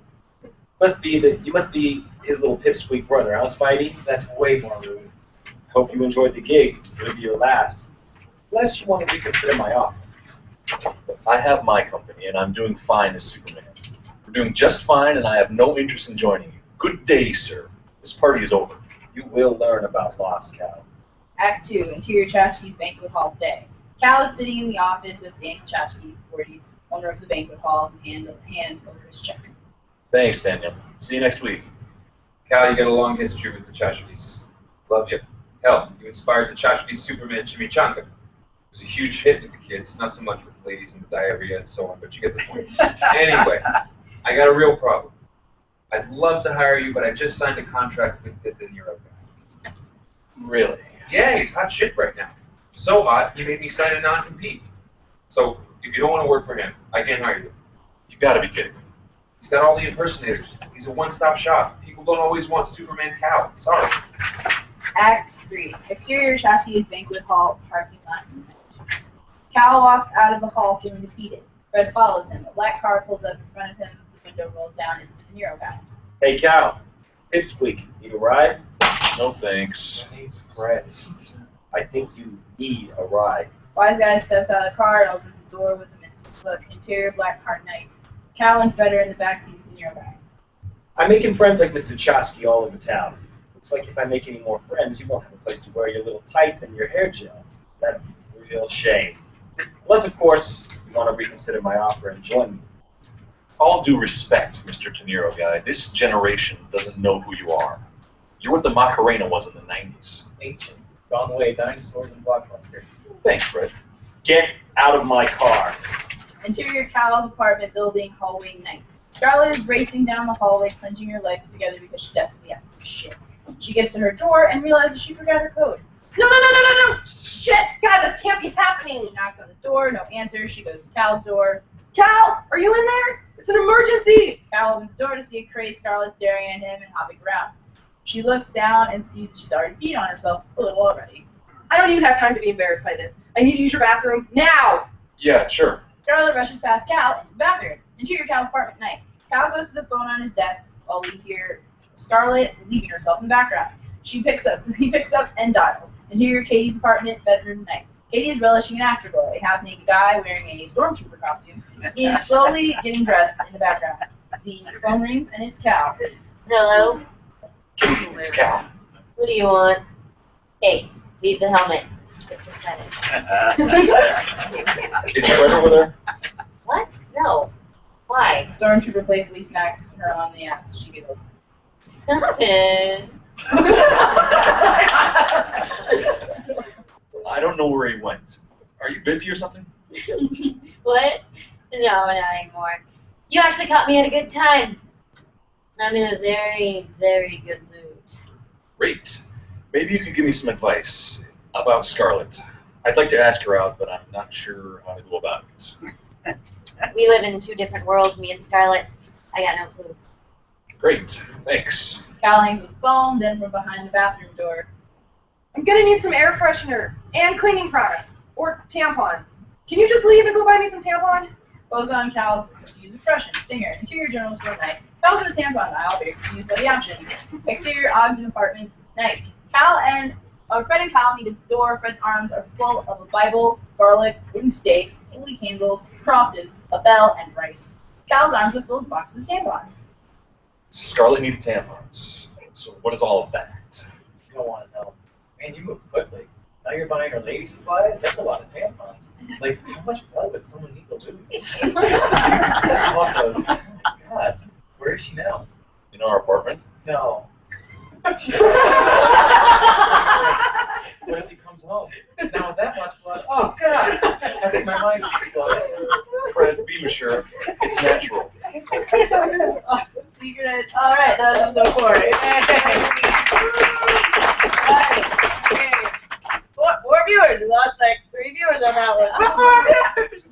Oh, everyone is doing a really good job. Thanks, guys. Yay! I know. Okay, 3 are fired. I know. Yay! 4 viewers. All right. Secret Identity Show. Episode 5, Misdirection, written by Mr. Stephen G. Who may be out there? He may be one of the 4. Girl with the red hair and glasses. This is really good. Girl with the red hair and glasses. Really good. Thank Good you. job, you. I tried. Good job. Awesome. Great read. Oh, the writing is really good. How many of you came up with a script? Oh, wow. What was it, like 4 of us? Well, Mark's one of the writers, so say hi. Mark's one of the writers. I'm one of the writers. Chris Gardner, who may be out there, he's one of the writers. And then Rachel is out there, too. She's one of the writers. So, and John. So it's like 5 of us? 4 or 5 of us? Yeah. Cool. How do you guys like it? All right, cool. So on to episode 5. Misdirection. Like I said, written by Stephen G. Cast, Fred, it's going to be Ryan, Katie, Brian, Tony, Rob, Cal, Nathan, Wayne, Melvin, Batman, and Melvin.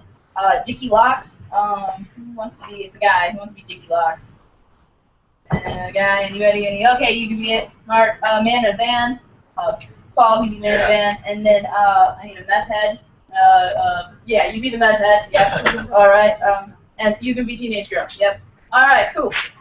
And teaser. Exterior streets of Las Vegas dawn. Meth head tentatively approaches a large cargo van. He tries to peer into the back of the van. It is hard to see into the darkness of the van, but there appears to be many bodies hanging inside. Meth head is about to leave when man in the van, MIV short, pops his head off. Yeah. You the man in the van. What does your heart tell you?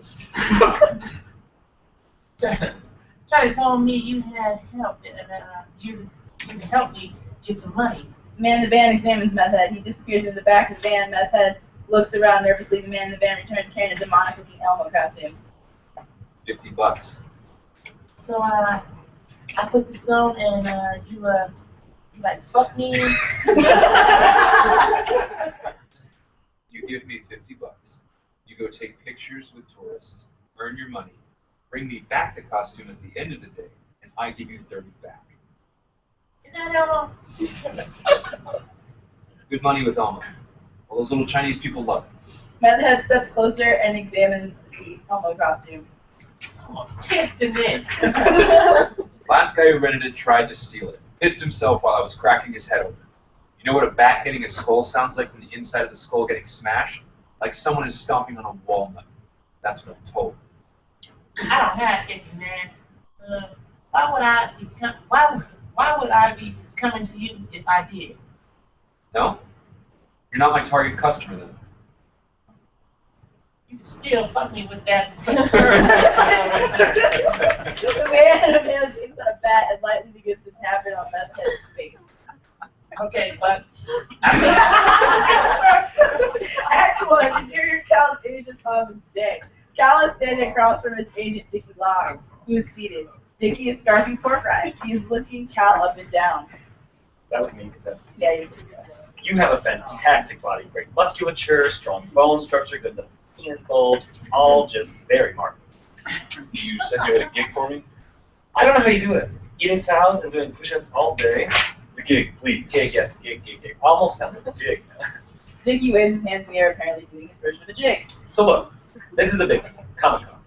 You know what I'm saying? You'll be on stage for an announcement of a new movie, this whole little skit, you drop down from the ceiling, beat up a bunch of henchmen, crowd goes crazy, $5 grand. Vicky, Comic-Con is in 2 weeks. They had a guy, but he got hurt. It's not enough time. This is one of those once-in-a-lifetime opportunities. The quarterback gets hurt in the fourth quarter, the backup Dickie gestures towards Cal. gets a shot to show what he's made of. Cal bows his head. Yeah, okay. There's one other thing. What? Gotta do it as Captain America. Cal shakes his head. Dickie, we've been all over this before. This is too big to pass up. Cal slams his fist on the table. I told you I will never play the captain. You need this, Cal. You're not doing your job. Oh, well, sorry, that was natural. Agent, you're Dickie. You got the whole package, Cal, except for this fucked up part of your brain that won't let you do anything with Superman. I've been pounding the pavement. The Superman jobs aren't there. Exterior streets of Las Vegas day. The streets are filled with Spider-Man. It goes beyond the young and healthy. There's a Spider-Man with his belly hanging out over the top of his tights. There's a pair of elderly Spider-Men, one using a walking cane and another using a wheelchair. A family with a boy wearing a Spider-Man costume takes a photo with the Spider-Man. Another boy in a Spider-Man costume wanders in the photo, and parents get confused as to which is their son. They have to pull the mask off the children to identify them. Fred walks through the circus of Spider-Man with his mask off and looks around in dismay. He looks around, but before he knows what is happening, another Spider-Man grabs his arm and is pulling him somewhere. Another Spider-Man motions for Fred to come into the circle. Fred is hesitant. Another Spider-Man gets the crowd to start a slow clap and again tries to pull Fred into the circle. This time he relents. Another Spider-Man attempts to pump up the crowd. I'm actually doing my own thing here. Another Spider-Man wags a finger in Fred's face.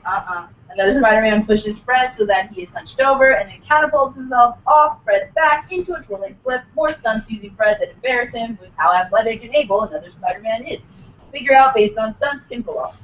Fred slinks off. Act 2. Interior Cal's apartment living room day. Fred plops down in his chair to relax after his hard day on the streets of Vegas. Katie is sitting in a chair reading a book. Fred starts flipping through channels on the TV when Wayne comes in. Channel 13. Why? Because I want to watch Channel 13. Fred grudgingly flips to Channel 13. Tony Grayson's latest special is on. Oh, why didn't you say it was the Tony Grayson show? I'm on the block. Wayne casts a slightly scornful glance at Fred. You know, Tony calls his fans the fuck. Quiet time, man. Okay. Tony Grayson, eyeliner, glasses, hipster bad boy magician to the extreme. He has a dove perched on his hand. In front of him is a teenage girl and her father. What would you say if I told you life is just an illusion? Tony puts his other hand on top of the dove, apparently ready to crush it. I don't know. Tony smashes his hands together and opens them, revealing the dove to be gone. All of life is an illusion. I am the one to see that. Tony puts a hand above the teenage girl's head and another one behind her chin, pretending he may smash her head like the bird. Want to see where the bird went? The teenage girl squeals and shakes her head. Tony takes his hands away. I'm just kidding. Remember what I told you, though, about all of life being an illusion? The teenage girl nods her head. Watch my hand. Tony starts waving his fingers in a strange motion right in front of the girl's face. He does this for a moment, then suddenly slams his fist into the ground. The teenage girl's father collapses to the ground and starts convulsing. Misdirection! The teenage girl is concerned and inches her way towards the father. Tony turns and speaks into the camera. I'm Tony Grayson, and you've just witnessed the power of illusion. Tony's TV special comes to a commercial break and a television commercial for tampons. I'm feeling hungry. A chocolate comes up for Fred and he leaves. There are loud bangs and crashes heard from the kitchen. I'll go check on.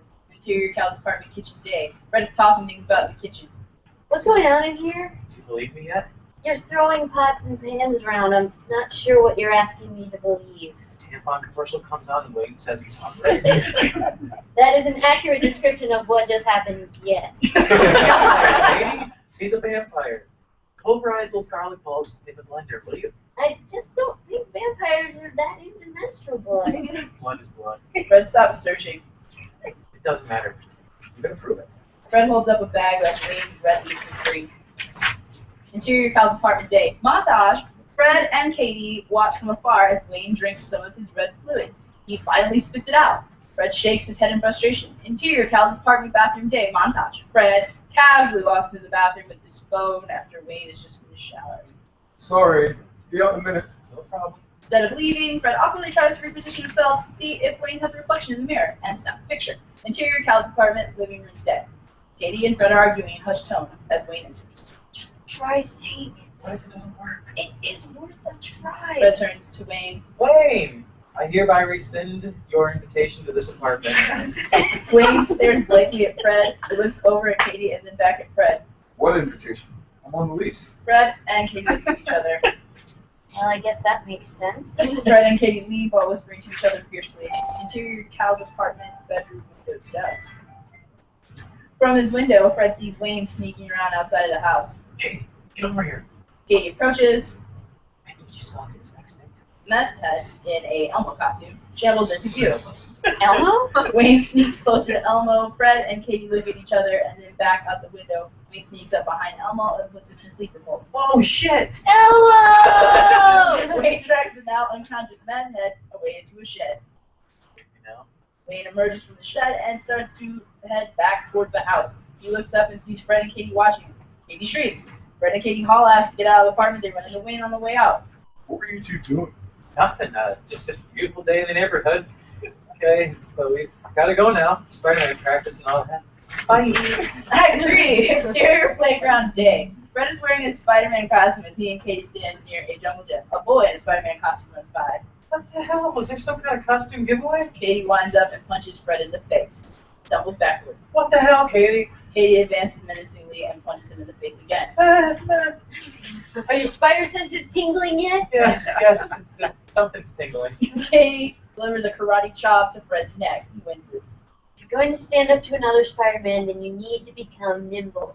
Have you ever heard of parkour? How do you say that? Parkour. Parkour. I knew that.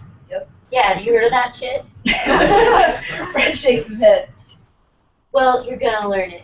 And that is how you're going to beat another Spider-Man and protect us from Wayne. Katie takes off running, and over a teeter-totter, she casually climbs up to the top of the jungle gym and dives off, ending in a roll.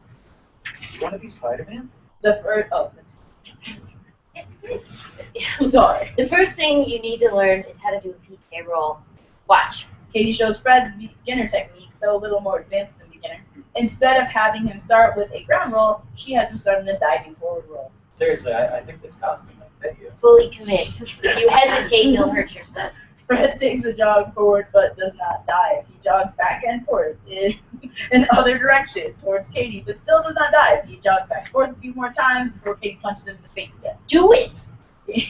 Fred rubs his face, he jogs forward, dives, and then Fred lands fully on his shoulder and dislocates it. Stinger. Exterior streets of Las Vegas night.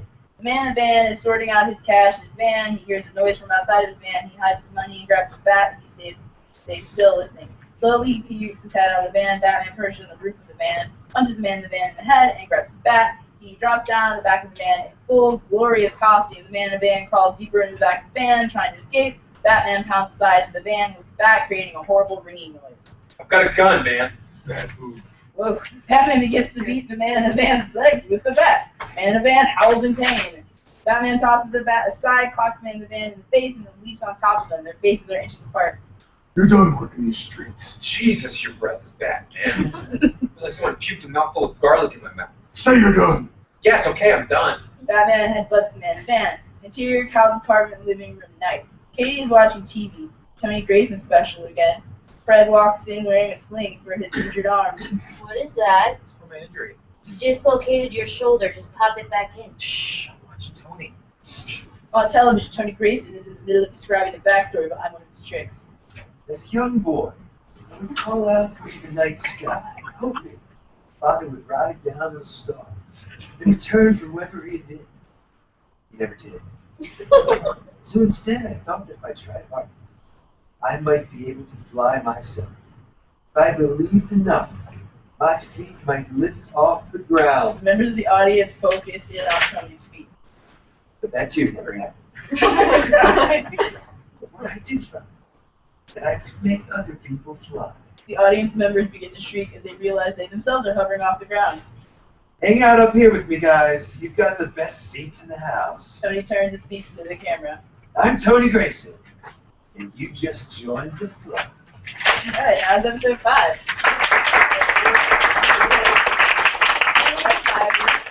Bathroom break? Oh, somebody asked for a bathroom. Alright.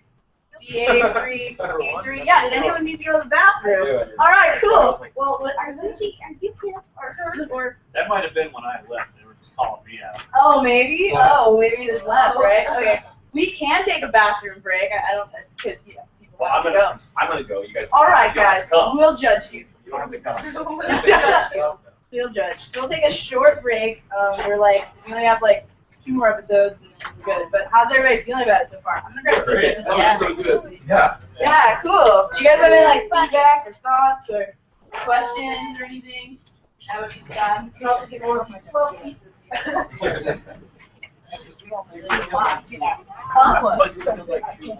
Two pizzas. We'll hold down the fort. I know. Oh, I know. Cow. Yeah, please. So Michael, for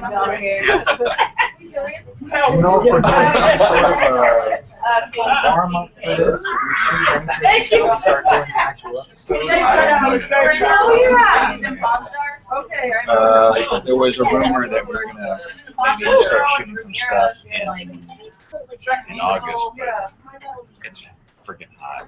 I was talking to Yeah, I was thinking stylistically, this space. Everyone feels good? You guys are doing a great job. Hearing is Happy you guys are enjoying it. like That's good. Cool. Happy you guys are funny. It's funny. Yeah. I'm thinking lots of coverage, fast cuts, and just every 2 seconds. And then we'll set in a frame and they'll walk up in the frame and talk. Okay, I lied. Oh yeah, and a lot of the screen cameras for establishing. Like in Shaun of the Dead when he goes to the bathroom or stuff like that. It's everything's emotion. It's all emotion. Stuff like that. But that could be a general feel of it. But when we're dealing with range, it's gonna be dark like Batman. It's gonna be one light. Okay. One massive light. Yeah. Okay. So that's what I'm thinking. Everybody's gonna have their own little cool way things are. No, that's cool. I can tell like we're on the same page. John is another producer on the show. Said, please tell the cast they are awesome. I came in time. He's on set right now. I came in time to watch 4 awesome. Tell everyone they're awesome for me and thank them. Also extend my regret for not being able to be there. So he's in the Awesome. So. I know, right? Yay! High five, viewers! Yeah, everyone is awesome. We should feed them pizza. You want some pizza? You know what's so funny? Yes, I I watched think it you should. at Lego. That was a good day, right? They have all that. Good guy. And of course, I forgot There's gotta be something that can happen there. Maybe they have a speech over beatboxing. I think so. I think he's like, wait, it's coming. Dean, can you, yes. Yeah. And then he just comes in and just drops a beat. That is hilarious. Yeah. This is amazing. So funny. He's having a lot more, but. Would you like to entertain everyone, JR, and beatbox in our break? We eat pizza? Please. And show DA3E3 there, who is watching us faithfully and instructing us when to take bathroom breaks. All that. Yeah. We gotta stretch out, stretch break. Which night is it? Yeah. Okay.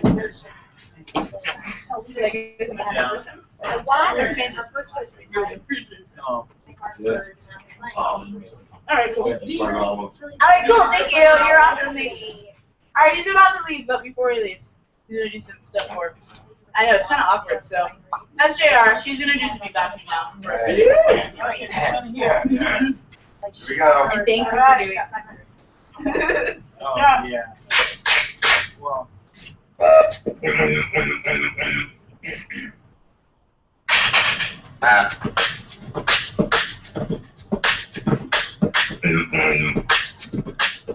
Ladies and gentlemen.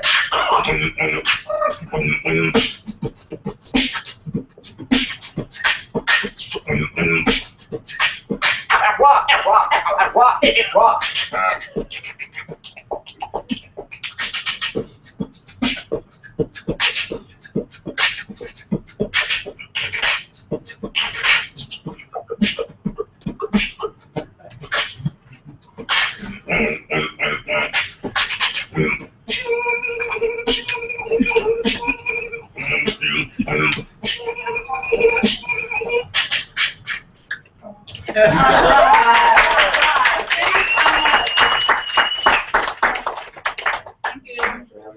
No problem. You guys are all amazing too.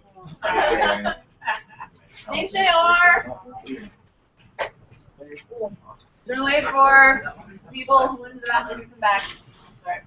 You don't know where you Anybody have any topics of conversation? What's your favorite movie? DA3E3 and other 4 viewers. What are your favorite movies? We'd like to know. We'll wait. Give you time to wrap this. Give them time. They're all like interesting. Yeah. Like, yeah. It's interesting. Like, at least first was not that. But thank you so much, everyone, for coming out tonight. It feels so, I mean, like, She's from Washington.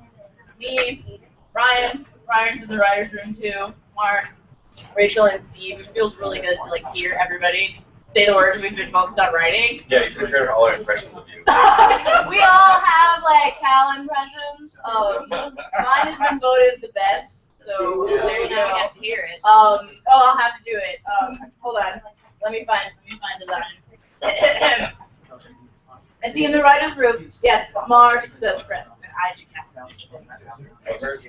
I heard your mind blown up. It's so amazing. Today is about giving back. Every month I do a day of charity work to help the Las Vegas community. That's my. I know. It's literally the same. I love the community as well. I love the community. Like, literally every time. Yay, child person. Oh, yes, you did. I'm sorry, you did.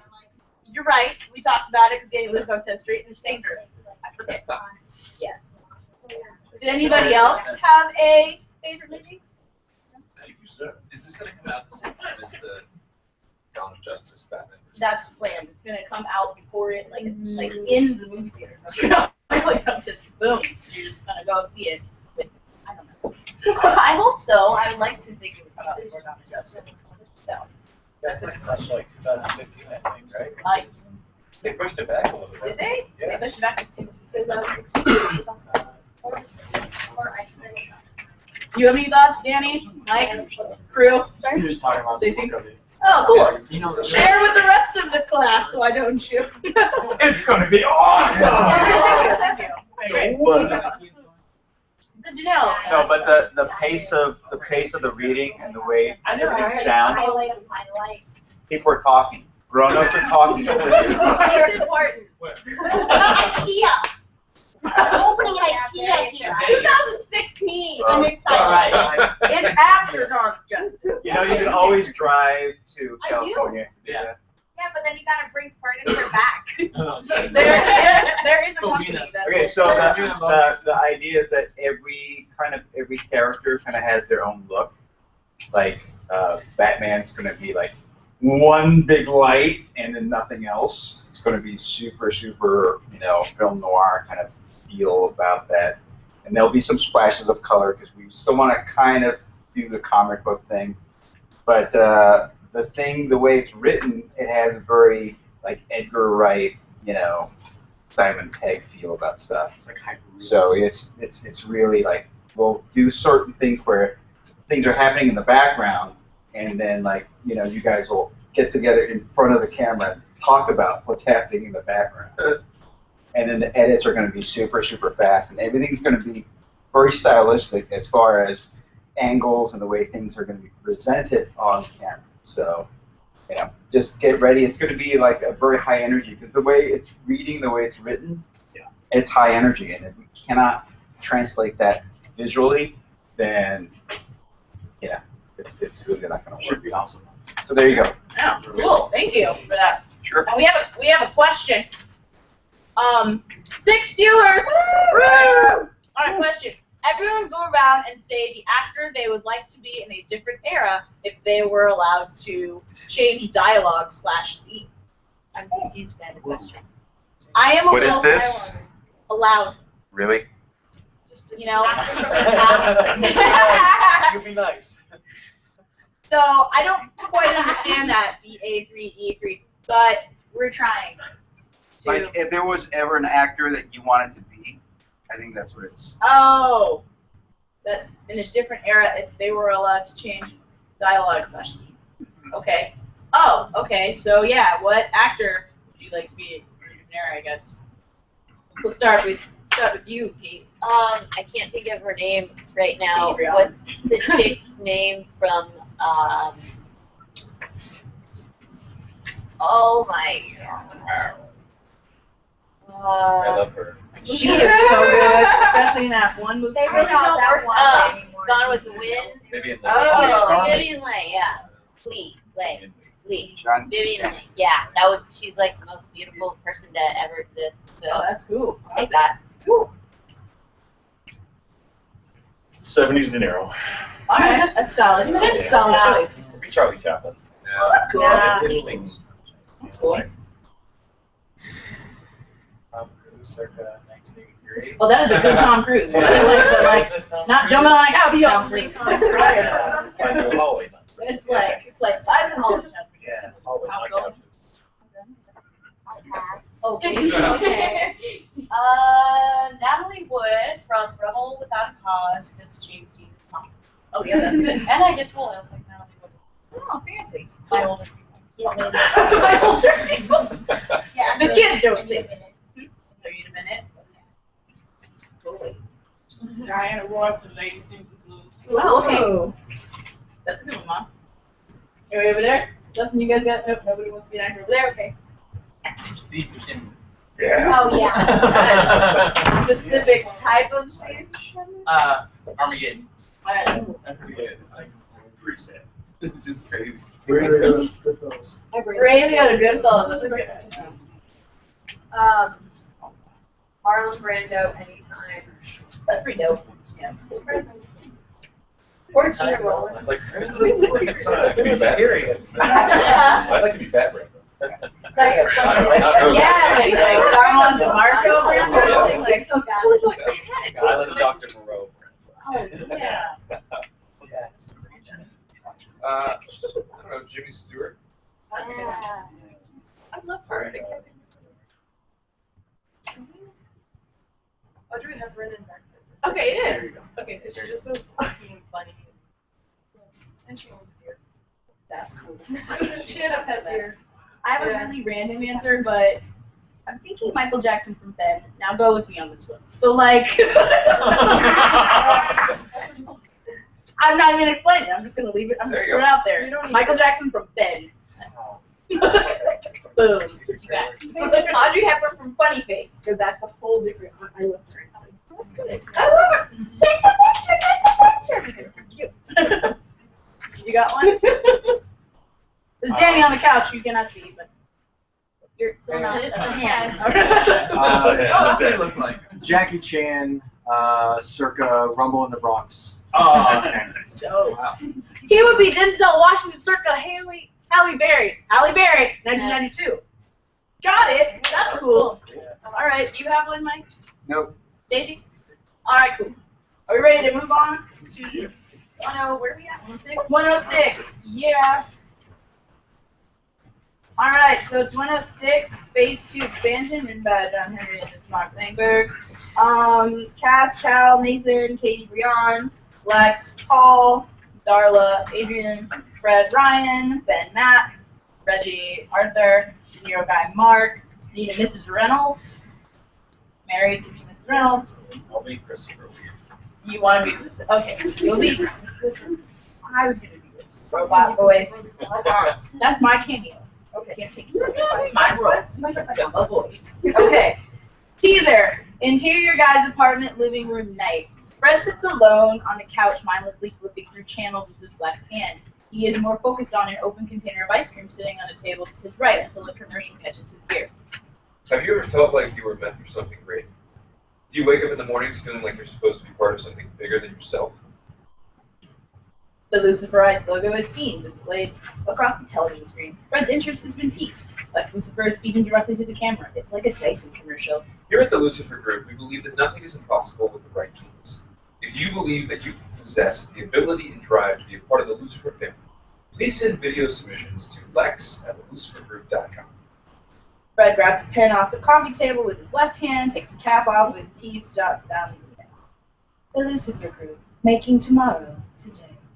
Fred picks up his phone to call Katie. Oh. Hey, Katie, can I borrow you and your camera for a little bit? What? No, it's not for porn. Act 1. Interior Fremont East Studios, Studio Day. Cal, Reggie, and Katie sit at an audition table with a stack of headshots and resumes in front of them. You're being too picky. I know you're looking for a Superman that looks exactly like you to walk into this audition, but that ain't gonna happen. Plus, you're looking for a whole bunch of them at that. You have to be realistic, Cal. I thought the last guy really had something. He had eczema, Katie. This is no time to start lowering our standards. We need to find the top-notch Superman in order to expand this company. We've been at this all day, and they've rejected everyone. Give people a shot, for Christ's sakes. Katie pushes a small button on the table and speaks to the intercom system. Next. The studio door opens and a tall, hot-bodied drag queen walks in with a tight Superman shirt and long, pretty hair. Looks good, but you can tell she's a man. Walks into the center of the room. She has a southern confidence and very big personality. Reggie mutters under his breath. What? This ain't Supergirl tryouts. How y'all doing today? My name is Christopher Weed, and I am America's Next Top Superman. Reggie's head falls at the table as Cal and Katie's mouths are again. Cut back to Christopher flipping his hair. To Infinity and Beyonce.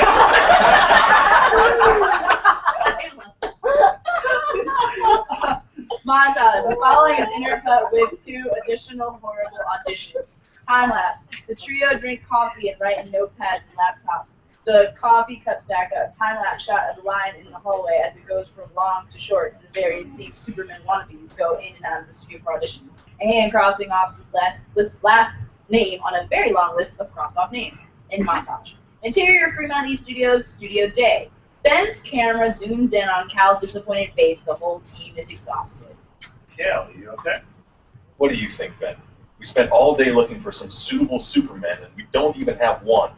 Well, not everyone can be 6'4", 225 and look like Superman. Word.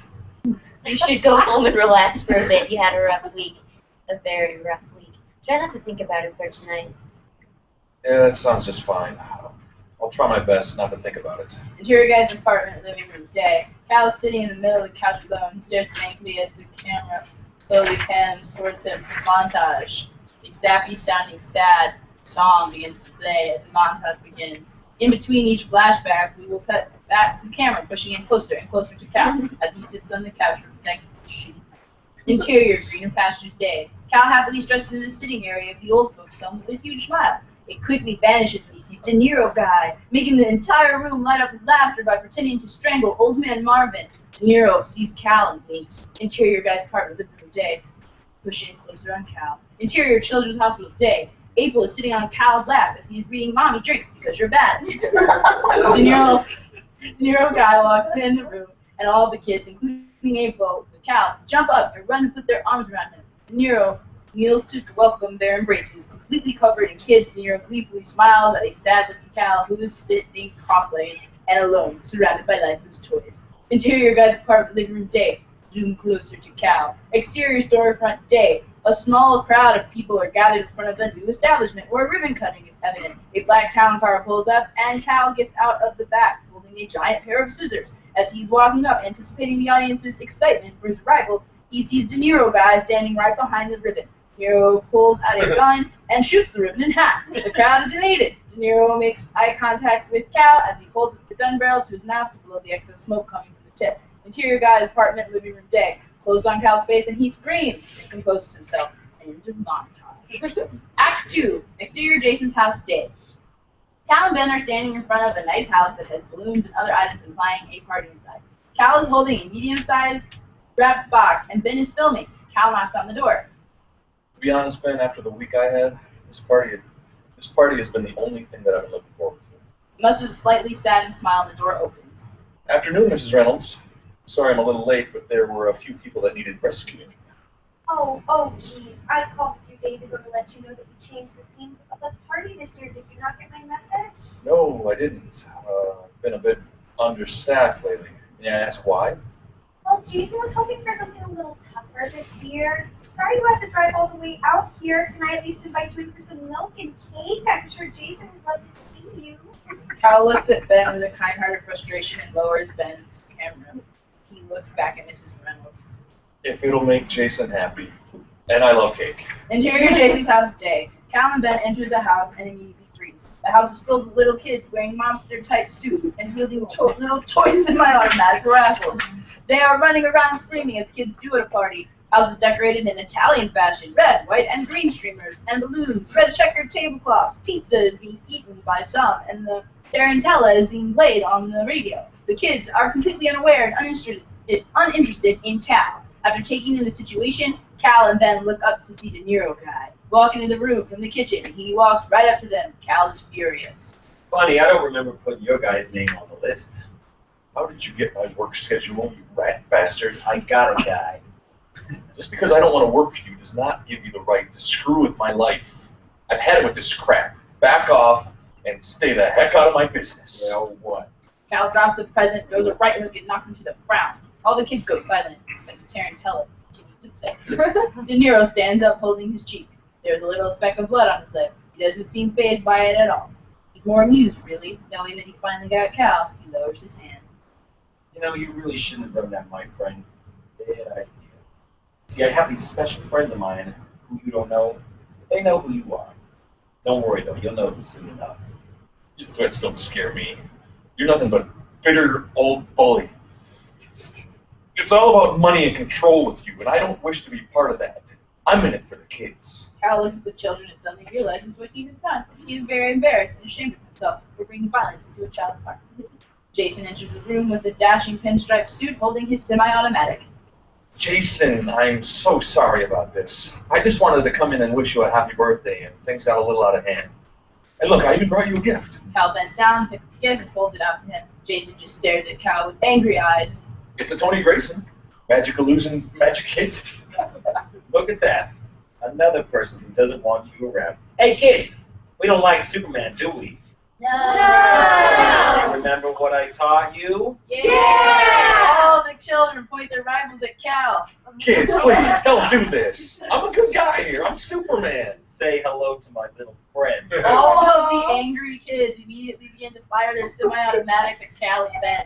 They are screaming pow, pow, pow, and bang, bang, bang, and Cal is reacting as if they were real bullets, throwing the gift in the air, grabbing his chest, and backing out of the door as one would, getting barraged by bullets. Ben runs outside. The kids' onomatopoeia changes to the sounds of real bullets, and the tarantella gets louder while Cal is thrashing in slow motion, Godfather style. De Niro is also laughing hysterically in slow motion.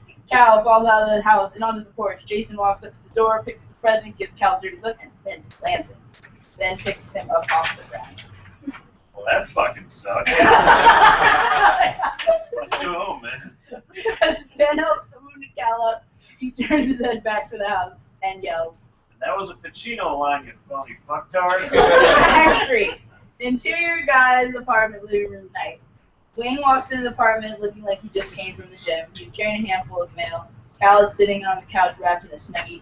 There's a cup of tea in front of him, and he looks utterly sad. Hey, man. Are you alright? I've never seen you look this upset.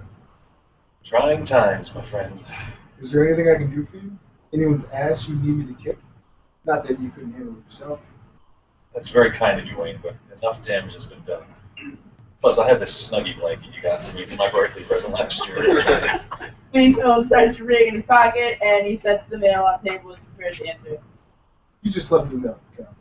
Wayne answers the phone, and we can only hear him speaking. Hello? Yes? This is him. When? Are you absolutely sure? Alright. I'm on my way. That sounded intense. Is everything okay? Too soon to tell. Look, I have to go. Will you take it easy and enjoy that Snuggie? So I will. Best of luck with all that. Wayne exits the apartment in a hurry. The door closes and Cal looks down at the mail by his tea. Picks it up and browses through it. He stops abruptly at a particular piece and his eyes light up with excitement. In the upper left corner of the envelope is a DC logo. Maybe this is just what Cal needed to get out of his bunk. He opens it with vigor and begins to read aloud. Dear Mr. Lee, we have recently learned about your company being Superman LLC and are reaching out to you to inform you your actions constitute willful copyright trademark infringements. Please cease and desist any and all business matters related to the DC brand of WB Studios. Cal lowers the letter with a shocked and numb look on his face. He slowly reaches for his tea and takes a sip with dead eyes. Stinger, Interior Commonwealth Bar Night. Lex Lucifer, 29, successful, intimidating, young, a stylish man whose charisma and icy blue eyes provide a mask of prudence over a very intricate and impulsive passion. He maintains eye contact with ease, and every conversation is a seduction, regardless of gender. Next to him is Dean Anderson, 20s, his executive assistant and friend for the evening. He has a boy next door face and smile that makes him easy to like, but he's capable of flipping a switch and being the most unpleasant person anyone's ever met. His type A personality and perfection is fueled only by his devotion to life. Darla and West, her cameraman, approached Lex with an exuberant and giant smile. He looks at Darla. Darla Davis. That's your name, right? Nice to meet you. I'm Lex. Mr. Lucifer, it's a pleasure. Call me Lex. You're here as a friend, right? Most people are absolutely terrified of me. That is, unless they want something from me. So tell me, Ms. Davis, what do you want from me? I want an exclusive interview with you about Wayne Knight. Yes, let's do it right now. You have the balls to come over here and ask for what you want, and you aren't ready to receive it. This is it, Ms. Davis. Your one shot. Your one opportunity to seize everything you ever wanted. You're going to capture it. Just let it slip away. Is that from the movie 8 Mile? Quote Eminem early and often, I say. Lex, do you know the current whereabouts of Wayne Knight? That's a really shitty question, Darla. Let's try this again. Are you and Wayne Knight still close? Did he leave Project Evil on good? Did he leave Project Evil on good terms? What about Lilu? Do you feel confident that she can lead the project to a positive direction with her sordid past? Darla, no need to barrage me with questions. I'm giving this interview freely of my own accord. You don't have to fight for this. You're not used to that, are you? My darling, if I could, I'd make it so you never have to fight again. Fight to prove that you aren't just your gorgeous face, mind-blowing curves, your curly hair. Under your chocolate macchiato skin and behind your cocoa-colored eyes is talent and calculated ambition. With me, you'd never have to fight for what you were born to have, the respect and unbridled devotion of mankind. You have one more question, Ms. Davis. Make it count. Remember, this is your one shot. Darla, thrown by this whole encounter, is a bit speechless. She takes a breath and engages direct eye contact with us. This is the 5th anniversary of your nephew Jason's kidnapping. How do you cope with losing not only your nephew, but your best friend and your sister all in 1 week? Lex is caught off guard by this question. He doesn't have a prepared answer to a question that's never been asked. I did what any successful entrepreneur does after tasting the bitter dissatisfaction of failure. I got back up. Unlike others, I had the good fortune to get up and dust myself off without anyone's help. I can take solace in the fact that I didn't just cope with the loss, I conquered it. Thank you. Thank you for being interesting and cool, darling. People are seldom pleased. I see. All right, that was episode 6. It ends on All right, so for viewers, hi guys, how you doing? Still here. Anybody have any questions out there? No questions in here. Dude, just.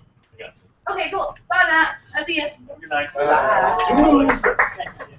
See you guys tomorrow. See ya. For some of you are like, what? I'll explain later. Thanks. Sorry, it's okay. Cool. So just so you guys understand, so 1 through 6, we set up the whole like series kind of like a feature film. So like there's the first act, and then we move to the second act, and the third act. So the first 6 episodes are the first act. So it ends on a very sad note for Cal. Fred's looking to get a job at Lucifer Ice, the Lucifer Group. We meet Lex, who is not the nicest person, I don't think. And yeah, so I think we kind of wrap all that up in like 6 episodes. So we have 2 more, and those are the first 2 in Act 2. So if anyone doesn't have any questions or anything, then we can move forward. All right. I Know What You Are. This is episode 7, actually, written by Mark Langberg. All right, see ya. All right, so Fred is. Bye, Mike. Okay, cool. All right, bye, dude. So Fred is Ryan, Cal is Nathan, Scarlett is Chelsea, Katie is Brianne, De Niro guy is Mark, Darla Davis is Adrian, Wayne Knight is Melvin, and Face Puncher Wise Guy can be anyone. Do you want to be? Rob, you be it. I'll be the face puncher. You're the face puncher / wise guy. Yeah. All right. Teaser, interior interview room day. Darla Davis is interviewing a very handsome and confident. I can read. Darla Davis is interviewing a very handsome and confident Cal. Tell me what it means to be a hero. I believe a hero would put others before themselves and humbly accept any challenge for the greater good. It's more than just pulling someone from a fire. It's the teacher that stays after to tutor a kid in need. See, anybody can be a hero. I just happen to look the part. Are you flirting with me, Miss Davis? Let's just say I'm tempted to walk down a dark. As the conversation goes on, we pan back to see a very messy and disheveled Cal watching the old footage of himself in his prime, the couch recliner. His beard is grown out, there's garbage around him, and he is clearly in need of a shower. Dazed, he grabs a Go-Gurt and haphazardly squeezes it into his face. Opening credits, Act 1, Interior Apartment Day. Fred, arm still in a cast, enters the living room to see Cal staring aimlessly at his feet, being fried Oreos. Jeez, Cal, what the hell's going on with you? You look like a homeless person. Like, did you poop here? No, I did not poop. Cal, I should do that. Cal, this is not you. And regardless of what you're going through, we need to stick together. Especially now that I found out you're not safe here.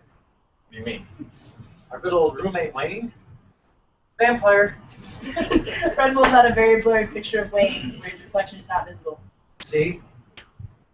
Thank you, Fred, really. Just what I needed to hear. If someone like you can manage to function in society, then I have no excuse. Cal gets up from his chair while food and whatnot fall off his lap to the floor. Time to hop in the shower and scrub away my sadness. Interior girls' apartment day. Fred goes over to Katie's apartment to inform her of the vampire and enlists her support. He knocks, and she invites him in. Katie, I have something crazy news. You ready? Shoot. I finally have visual confirmation that our roommate Wayne, the vampire, thank you a bit more info and really close the case and I was hoping you could help me.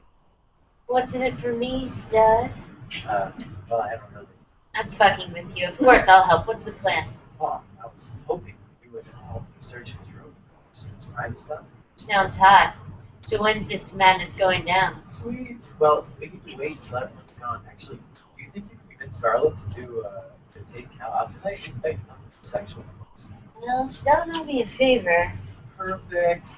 Not so fast, eager beaver. She owes me a favor. If I cash it in, then you owe me. See you tonight. The accidents, and we see Katie calling for Scarlett. Act 2. Interior Wayne's room, stormy night. Fred and Katie are shuffling through Wayne's room. Fred is going through some drawers, and Katie is checking out the closet. She sees something of interest. Hey, come check this out. What is it? Not sure. An invitation, maybe? Let me see it. Fred crams in the closet with Katie and takes the card from her and sees that it has already been opened. Proceeds to read it out loud. Darkness awaits for those hungry with rage. Come feel the release when you're locked in a cage. Such as a location TVB. Okay, this is getting a little creepy. Darkness, hungry, rage, cage. Gotta be some sort of vampire buffet. Don't be scared, Katie. Katie is starting to get turned on by their current situation and starts talking like a porn star. Fred, however, is unfazed by her advances. Oh yeah? You gonna protect me? Yeah. Yeah? Katie's hormones get the best of her, and she leans in and starts to awkwardly kiss him. They share an awkward but sort of hot kiss. Says Ryan's wife.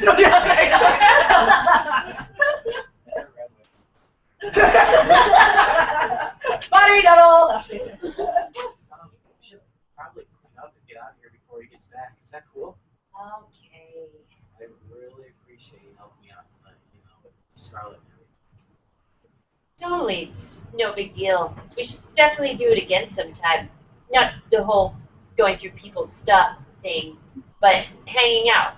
Just the two of us. I would love that. Can I come? Wayne's sudden ominous appearance causes them to scream. Lightning strikes with a thunderous boom. Interior restaurant night. Cal, still bearded, and Scarlett are sitting at a small table in a decent-looking restaurant. They are on dessert and are really enjoying each other's company. Much to their surprise, they are laughing. Until now, I thought you were kind of cool. Really? I come off as toolish? Okay, maybe that was a little harsh. I just mean it's nice to see you being yourself instead of always trying to be someone else. Something about you makes me feel like I could say anything. Maybe I'm just drunk off this chocolate cake. You're such a nerd. But a cute nerd. Cal forks another bite of cake, and right as it is about to enter his mouth, a right hook from out of nowhere knocks him to the ground. Without a second thought, Scarlett stands up and elbows the face puncher in the nose. He falls to the ground, and Scarlett bends down to check on Cal. Oh my god, are you okay? Scarlett turns around to see the face puncher has gotten away. Shit, he took off. I didn't get a good look, but I'm pretty sure he broke his nose. She smiles at him, and he smiles back through a painful grimace. An erratic and shaken up waitress walks up. My manager told me to tell you that the cops are on their way. Is there anything I can get for you down there? Water? A pillow? More cake? Bring it down, hon. We're still gonna tip you. Act 3, interior Wayne room, stormy night continued. Find what you were looking for. Don't come any closer. Wayne moves in a little closer to the scared intruder jammed in his closet. As he reaches out to them, they recoil in fear. He grabs his umbrella hanging behind them. Just needed this. It's raining cats and dogs outside. You mean cats and dogs? Wayne steps back coolly and becomes more serious than usual. What are you doing? Excuse me? You can't fool me anymore, Wayne. Not even is your real name. So many lies. Okay then. What am I? Fred is scared and hesitant to answer. Say it out loud. Vampire! The camera pans back and forth. It's a myriad of silent facial reactions from all parties involved. Example, Fred is smug, still cautious. Wayne flabbergasted. Katie getting turned on by the blatant testosterone. Bites her lip. Exterior restaurant night. Scarlett Davis is now interviewing Cal and Scarlett by a live news feed outside of the restaurant. Cal's eye and ego are both bruised. Cal is happy to support Scarlet in the interview, but did not anticipate her becoming more of a hero than he is always hoping to be here. So, Cal, how much time you got there? And it depends on who would attack, who wouldn't attack you. I really haven't the faintest idea, but whoever did this is clearly misguided and a fearful person. Why would someone be fearful? I don't think he means they're fearful of him, but maybe they're afraid of what he represents to society. The idea of hope and encouragement can be a lot to take in if you're a lonely or depressed person. These are the types of people that need the most help. Yes, but don't they need that? But don't they know that he's not actually a superhero? In fact, if it wasn't for you, this might have turned out worse for the poor fella. Right place, right time, I guess. And just because Cal can't shoot lasers out of his butt doesn't mean that he doesn't have the heart of a hero. The conversation goes on, although flattered by Scarlet's attempts to defend him against Darla's accusation, he sits solemnly ashamed. You can see the sadness in his eyes as the camera pans back to reveal De Niro guy and Face Puncher relishing in his sorrow as they watch the TV program from De Niro's house. Interior De Niro's place. Ah, look at his stupid face. Sad, pathetic fool. This was definitely worth it. You mean worth it? That little bitch broke my nose and they're on TV. Exactly. They're on TV, looking weak, unprepared, and unimpressive. The worst kind of people. They think they're doing things above and beyond what the average man does, but they are just mocking themselves. Someday a real rain will come and wash all this cum off the streets. Wash all what off the streets? Wash all this cum. De Niro says this taxi driver line the way that we told him to watch out come on streets and takes Face Punch a second for him to register. Oh, scum! Scum! Nice! Pretty cool line. Is that a new one? Yeah, just a little something. And that was episode 7. So, alright, hi 2 viewers, or 3 viewers, 3 viewers, woo, yay! Alright, so we're on our last one, and then we'll do questions or whatever we need to do. Yeah, so we'll just wrap it up after this. So onward food. So we're into this is episode 8, written by Chris Gardner, Minna Steele, and Wayne, your Melvin, Fred, Ryan, Scarlett, Chelsea, and Katie Rion. Stephanie is not Paul Stewart. Stephanie is actually, yeah. And Cal is sorry, Paul, you don't get to be Stephanie right now. Whatever. Teaser. Okay, so we do a last time on Fred Hunt's Ghosts / Vampires. Act 1, interior, Wayne's bedroom, evening. Everyone has their shirts off for some reason.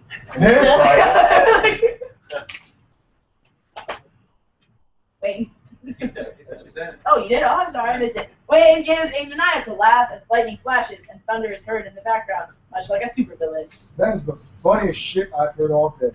I mean, Jesus Christ. You're hilarious. It's not funny. Wait. You mean to tell me that you have got evidence that proves I'm a vampire? And you're going along with this? Man, you two were made for each other. Well, actually, you were made for lots of people. What's that supposed to mean? Have you been talking to stormtroopers? Stephanie, Wayne's date for tonight, enters the apartment and calls out for Wayne. Hello, Wayne? In here, just grabbing the umbrella. You know, when I first met your brother, I thought he was the weirdest guy I'd ever met. I had no idea that made 2 of you. Stephanie enters the bedroom. Hey. Wow, nice dress. Thanks. Yeah. Yeah. So excited. Here's your nice dress. Wayne goes in for the kiss, but plants one on her forehead. You ready? Always. Let's go. Wayne gives her a smack on the ass as she walks out ahead of him. Man, I'm gonna have fun objectifying that tonight. Why'd you kiss her on the forehead then? I don't know. We're a office. Interior Scarlett's apartment night. Scarlett helps Cal through the door and sits him on the couch. She goes to the bathroom to get some first aid. She speaks from the bathroom. It's really not that bad. They say the best thing to do is just go limp and play dead.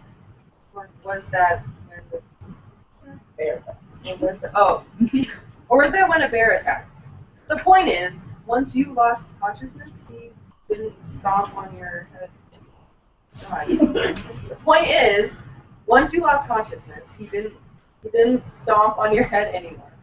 Hey, and you only peed on yourself a little. Scarlett comes out in the bathroom with some rubbing alcohol and bandages. She pours some alcohol on the bottle. Guess that means we're even. What? This, Vance, my apartment. Scarlett jabs the alcohol and the scar on his head. Ow! That wasn't funny. That wasn't funny at all. Sorry, bad joke. You said you were never going to talk about that. No, I'm sorry. Because if you ever said anything about that to anybody, I would kill you. Okay, I know. Just please step away from the alcohol. I'll do it myself. Scarlett hands over the alcohol rag and calms down. I'm sorry. I had a really rough night. Here I go, making it all about me again. Let me do it. I promise I'll be gentle. Scarlett takes her rag back and begins to gently wipe his head. Kyle's and Vince come down and he enjoys the moment. Interior Fred's bedroom night.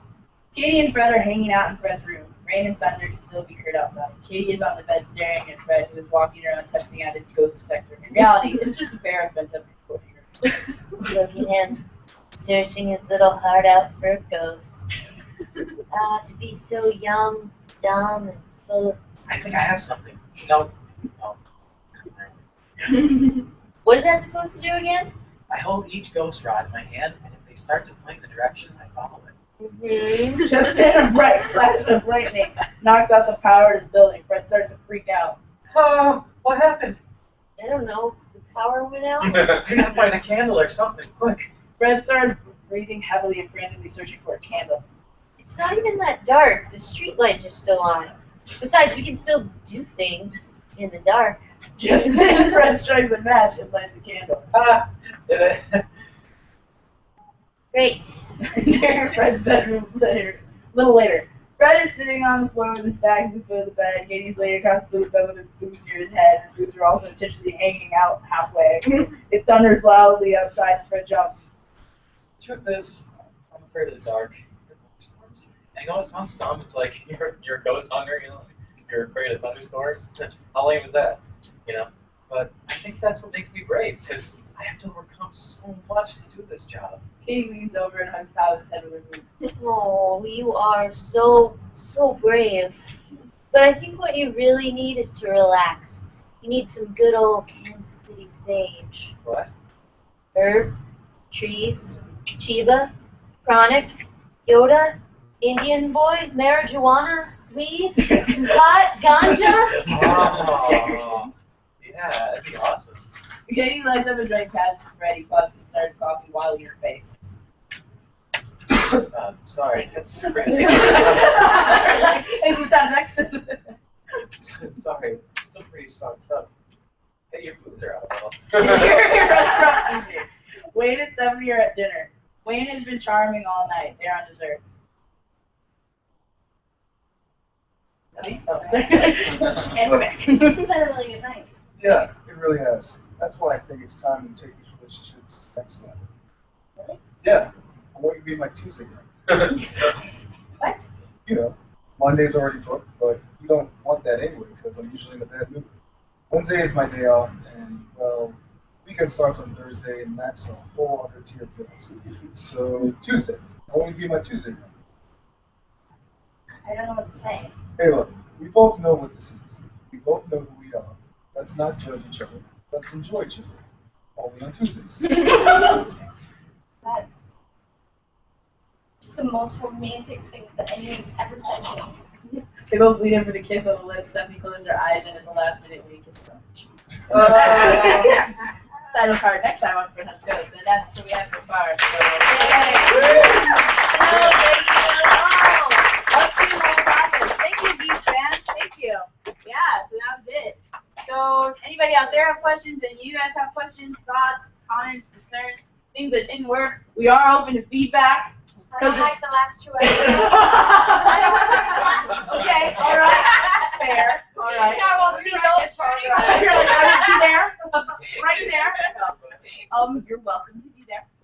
So yeah, is there any like thoughts, feedback, concerns you want to know? You know, I think me and Mark are on the same page here. Ryan, we want to hear your thoughts because like we have to write the rest of the show and stuff, so we want to know like what's working, what doesn't work, what's weird, what kind of laid flat feedback, that kind of stuff.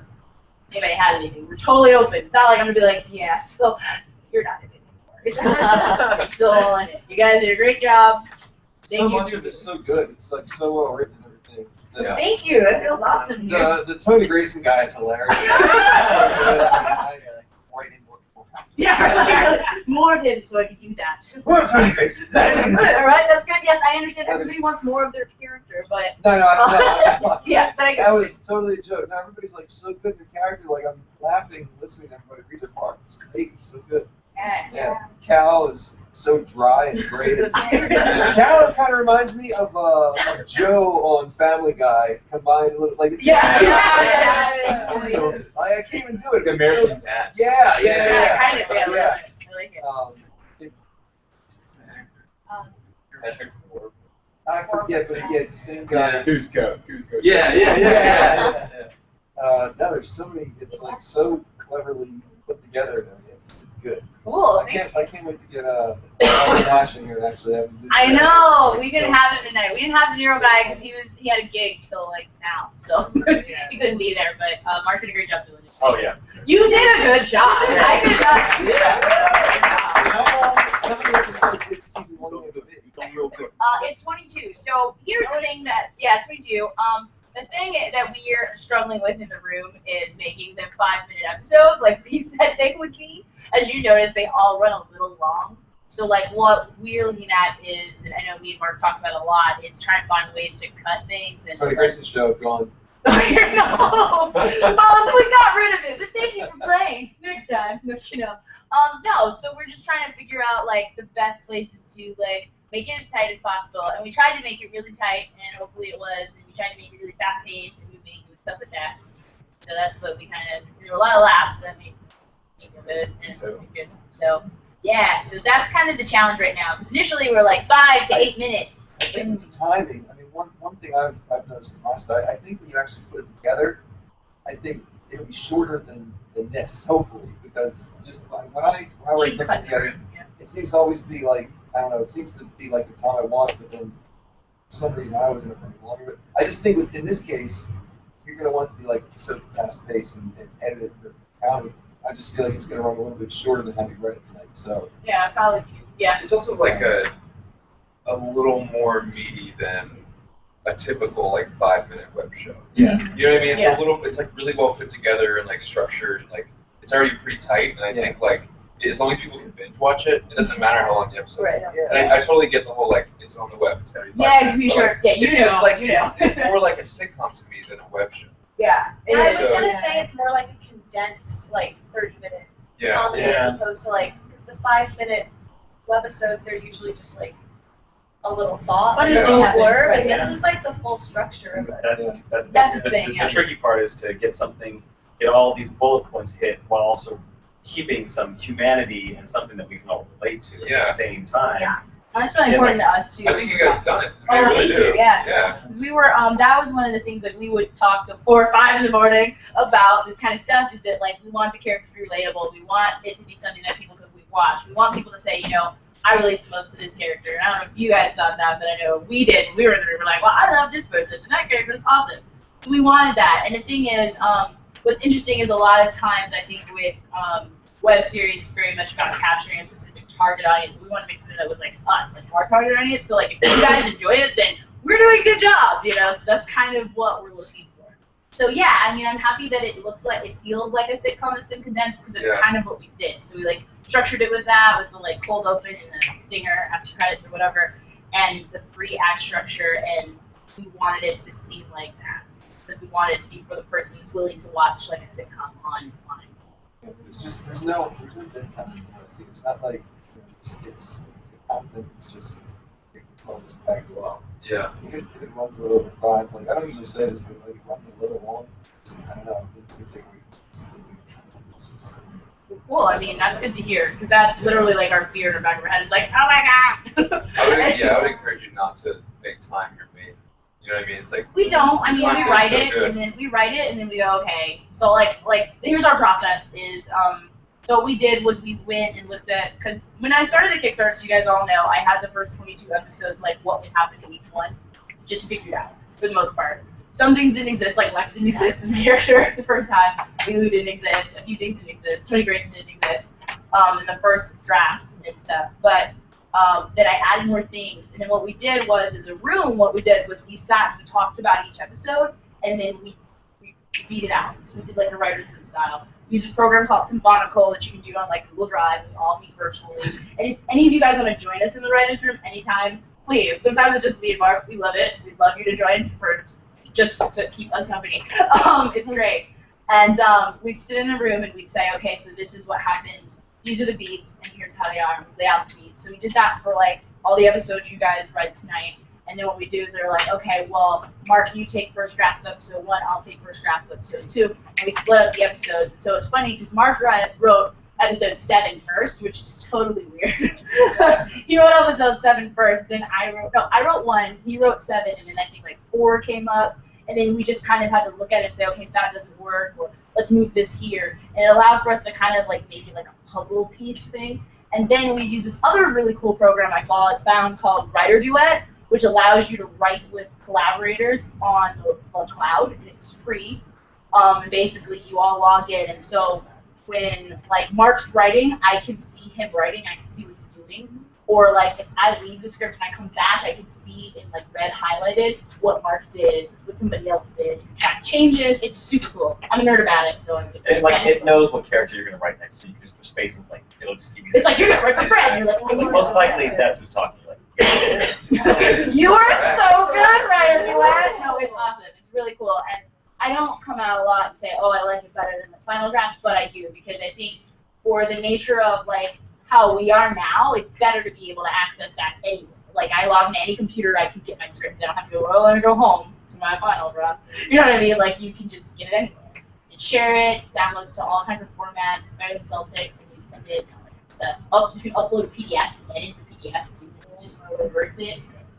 Enough about Writer Duet, and I'm not getting paid for this by any means. But that's kind of how we did it. That's like our style and structure, and that's kind of how we go through that. So we started with Act 1, and then we moved into Act 2. So now we're rolling in Act 2. Does anybody have any questions about like direction or where we're going? So we're willing to answer it. And we know, so it's not like we don't know. We know how this gets. I just have another kind of comment about something that I think works really well and keep getting into. It's like the world of Vegas that you created. I think is so great. And like, thank you, person who is not from Vegas. I need to hear like that. Like the meth head and the Elmo costume, and like you know, just like all of these like guest stars and co-stars of like the Vegas world work really well. I think it especially works as like an obstacle for your main characters, like because it's one of those things where like. Just having those like random things come at you one episode at a time that they can kind of take care of is great. It just works so well. Cool. It makes the show really well rounded, and like gives us a picture of the world. So I think it's like really cool. I love the like really in Vegas and like getting all these weird characters from Vegas to like throw stuff at your characters. It's great. Cool, thank you. Yeah, because that was the other thing we talked about too. Is our biggest thing was like how do we open the show, and we were wondering we want to do something like powerful, impactful. We want to do something that made an impact. Catch audiences. And I remember Mark and I being like, oh, we don't know if this is impactful enough. I mean, it's just a Hello Kitty getting arrested. I don't know if that's a big deal. She's a Hello Kitty prostitute. I don't think that's big. We're like, okay. And Rachel, who's in Michigan, she's one of our writers, is like, I don't know, it's pretty entertaining. We're like, oh, that's right. We have our Vegas hat on. It's not normal for people outside of Vegas. No, and then I told, no. And then, like, Mark, you've lived here your whole life, right? Yeah, and I've lived here for, what, like 7, 8 years now. So it's one of those things where, like, you do get jaded. And I was telling Rachel a story about how I was walking down the street, or I was driving my car, and then, no, not that one, it's a news story. There was, like, a guy, an Elvis, like, literally in, like a motor chair, and he cut off a woman walking. She was like a fat Elvis in, like, a motorized scooter. And she was like, she just stood there. And I was literally sitting at the light, like, but, like, that's the kind of stuff I see all the time. I think we all see all the time because we all live here and we just don't think a lot of it. So, yeah, it's totally, yeah, you're new to it. We all lost our shop. Yeah. There's no Well, someone who has never been to Vegas yes, before welcome. today. New Vegas person, welcome. I think that would be really interesting, and I'm kind of like, feel like you should try to get like Vegas to sponsor your series. I mean, I guess you kind of have. We kind of have, ways, yeah. but- And a lot, yes, and that's a great segue Into tomorrow. That was a segue. If you didn't get it, I was just on a segue. So tomorrow, okay, so funny story, and let you guys all know, because a lot of you guys, it's really hard to stay in contact with all of you guys. I apologize. Do not hesitate ever to be like, Jill, so what's going on? Because it's happening. I'm just not contacting people because I'm really bad at it.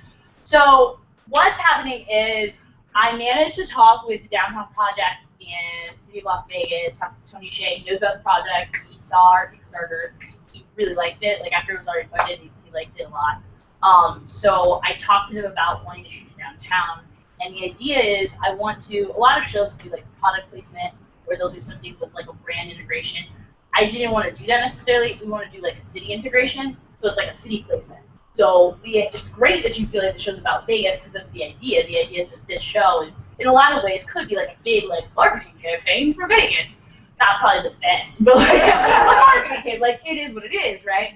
And so that was kind of what we're looking at the show to be, and to show that like we do want to shoot at real locations. We do want to feature real people. Like, I'd love to have real business owners talk about their relationship with Lex Lucifer and all this stuff. So when I brought that up to the Downtown Project and their marketing team, which is called Catalyst Creative, their whole job is to market downtown Las Vegas.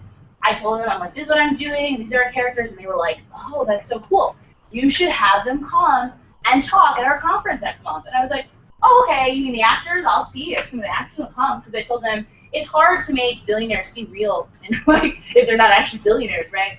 And they were like, oh no, we meant the characters. I was like, the characters talk? You want them to talk to characters? Yeah.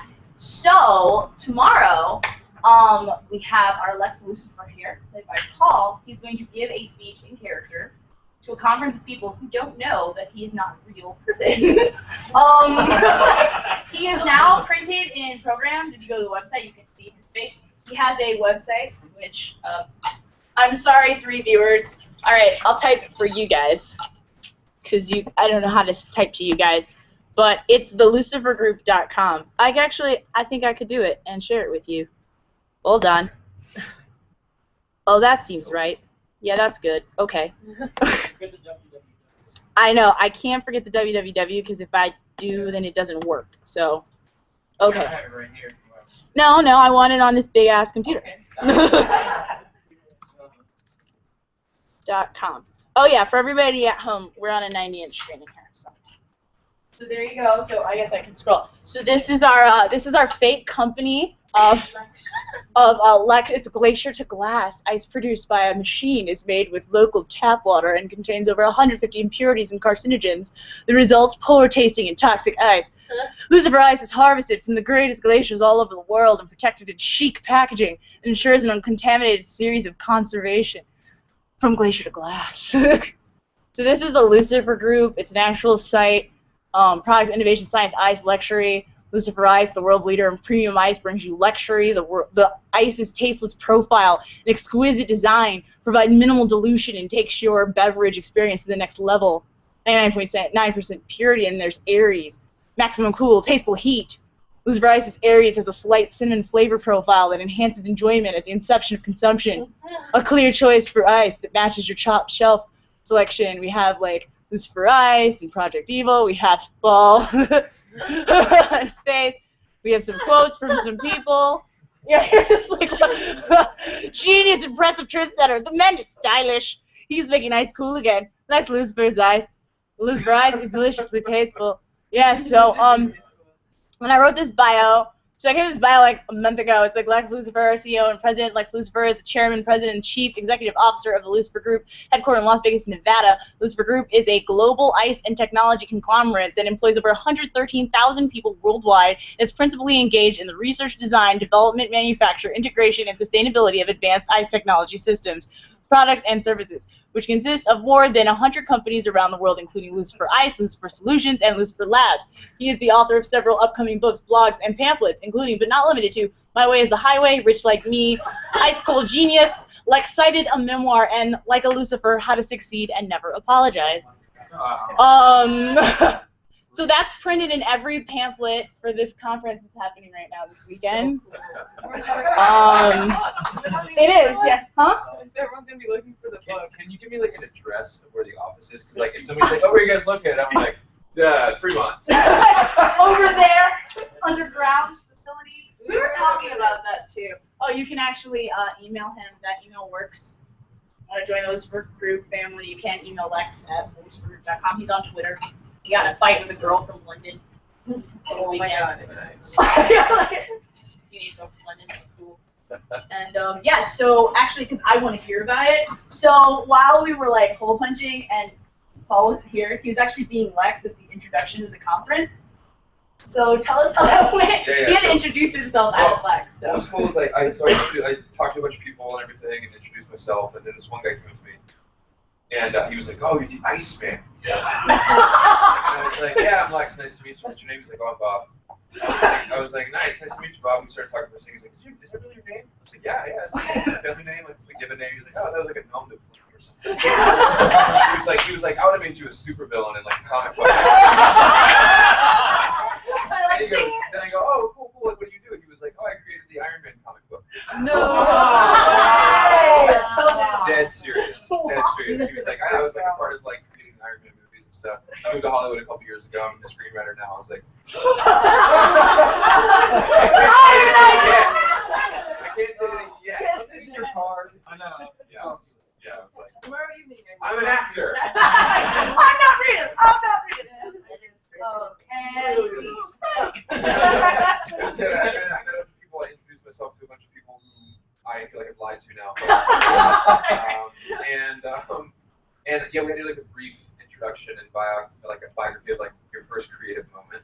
And I talked about how Lisa and I were kids and like raised by an operating system. I talked about how we had like strategically, our first creative act was like to strategically avoid all like corporate surveillance. How did you keep a straight face? Like Mary. How did you? I don't know. It was just like so Was fun. Mary there? Was Mary Oh there? no, I didn't go. Oh, okay, good. Oh, Okay, good. You were just like, no, I can't. If Mary would have been there, I'd probably been like, I'm bullshitting. I can't. Wow, so an operating system, that's awesome. But no, it was really cool. I don't know. Does anyone know? Yes. Some people know, because definitely there's some people like. You're like, yeah, you really like ice. Anybody let you say that because you're like, I'm a 26-year-old billionaire. No, That nobody's heard of. No. I didn't say too much. Like just anytime somebody was like, what business do you like? I run a book. Like we sell the Euro mostly, but it's like I just kind of like right? But it's crazy. So like, yeah, and it's over the weekend. Paul got an email from someone asking to meet with. It was addressed to Lex to meet with the city science initiative. Oh my god. I got like a follow-up email. I was like, I just really want to have lunch with you. Oh, really? Oh my god. So my personal email, which is like Paul Stewart. Right, that's what we're saying. We're gonna make an ice company. And I didn't respond because I was like, yeah, I'd love to meet and talk about ice. Go in full That would be really Just cool. go, man. Just I do said it. we You should guys go. can. All right. Great. Great, cool. Yeah. But yeah, so tomorrow from 6 to 7:30, there's gonna be these like TED-like talks. So there's like 6 people. Like some people are singing, some people are talking, some people are actual billionaires. Well, not billionaires, they're actual like business owners and like have done things and are brought to here to talk about it.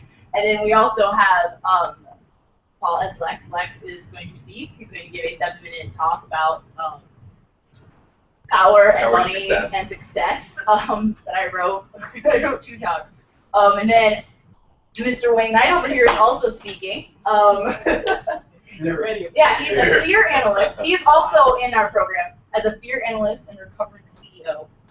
And he is going to talk about fear and how to overcome fear and how to use fear to make community change. And so are you telling all these people at the end of this? And then I'm giving a talk, which I haven't written because I wrote 2 other talks and a website and a fucking show. I'm not ready. I'm gonna get up there and be like, hey guys, this isn't real. Haha. Kidding. But no, my talk's gonna be about kind of the idea behind the show and being that like. And the funny part is they scheduled us to do this before they told me the theme of the conference. The theme of the conference is redefining digital authenticity. Yeah, right. So I'm gonna close the show up with talking about how none of that was actually real. But what is real online these days? I don't know. Yeah, so I mean, but I'm just going to talk about the idea that like more than anything, this show is an extension of the fact that like it's breaking past the fifth wall, so that other like while this show's awesome, we also have like we're doing this, we're starting with like Lex right now, but like Cal has Twitter that we haven't like made active really, and Google Plus page, and we have other things that are coming up too. And Tony Grayson's gonna have like a show that's like online somewhere. Yes. You can buy his kid. So like these things are all gonna be happening, and like when we allude to them in the show, we'll find ways to tie it in, and it'll be like a whole immersive experience, so that when people tweet to Lex or they like talk to Cal, they're like making the story world through interaction. So it's the idea of breaking past the fifth wall and allowing the audience to also build the story, just like we do in social media. So like, because the stories we see in social media and Facebook are made by all of our friends and ourselves, and we're all writers. So it's this idea of like making a universal story. So that's a big picture of tomorrow. So if you guys would like to come, if you think you can keep a straight face and really just drink it in. When and where? You're like, I'm going. So It's here actually tomorrow at 6. It's gonna be live streamed too on the internet, so people can watch anywhere. Damn. Oh yeah, what's the link? You're like that shit. Oh my god. So the best part is like, I take it notes like fear. That it is false evidence appearing real. That is so true. I'll be a total mark. Relax. I'll be sitting there, not as Tony Grayson. I'll be there seriously, just absorbing it all. I'll be. I'm seriously be a. This guy's really good. I love the eyes. Like you have your aha moment, like you're like that. You get over the smile. Just be there with like a glass. Yes. Miles really so much better, guys. I've had it for 3 days now. It's still cold. It's still cold. But yeah, so that's the crazy world we're in right now. So never in a million years when I launched this Kickstarter that I think I would be with all of you fine, wonderful people, which I'm so happy for. I'm so grateful. Thank you so much.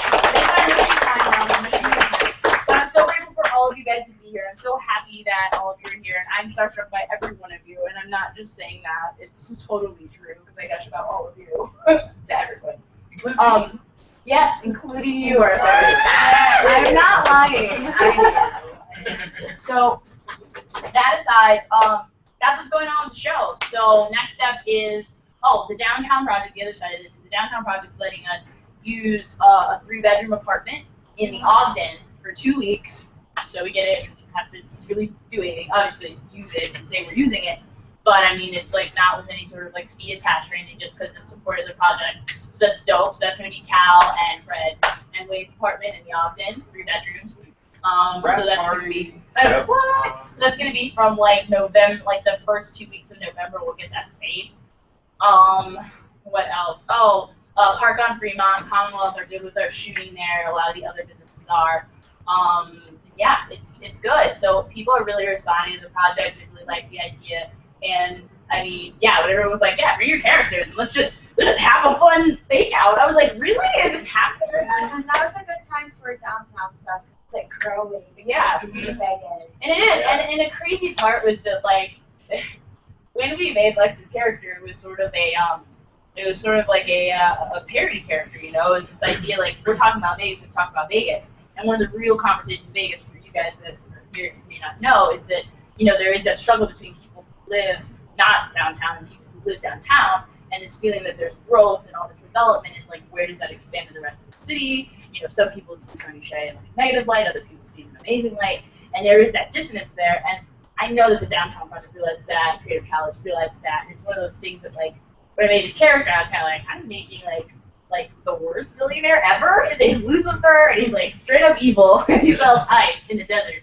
And so like when they wanted to hear about our project, I was like, yeah, and I have this character that's supposed to be like an evil version of Tony Shea, and they're like, I was like, that's cool. Good to know, because that would have sucked real bad if you did. So yeah. So then they invited me to the speaker conference. So there you go.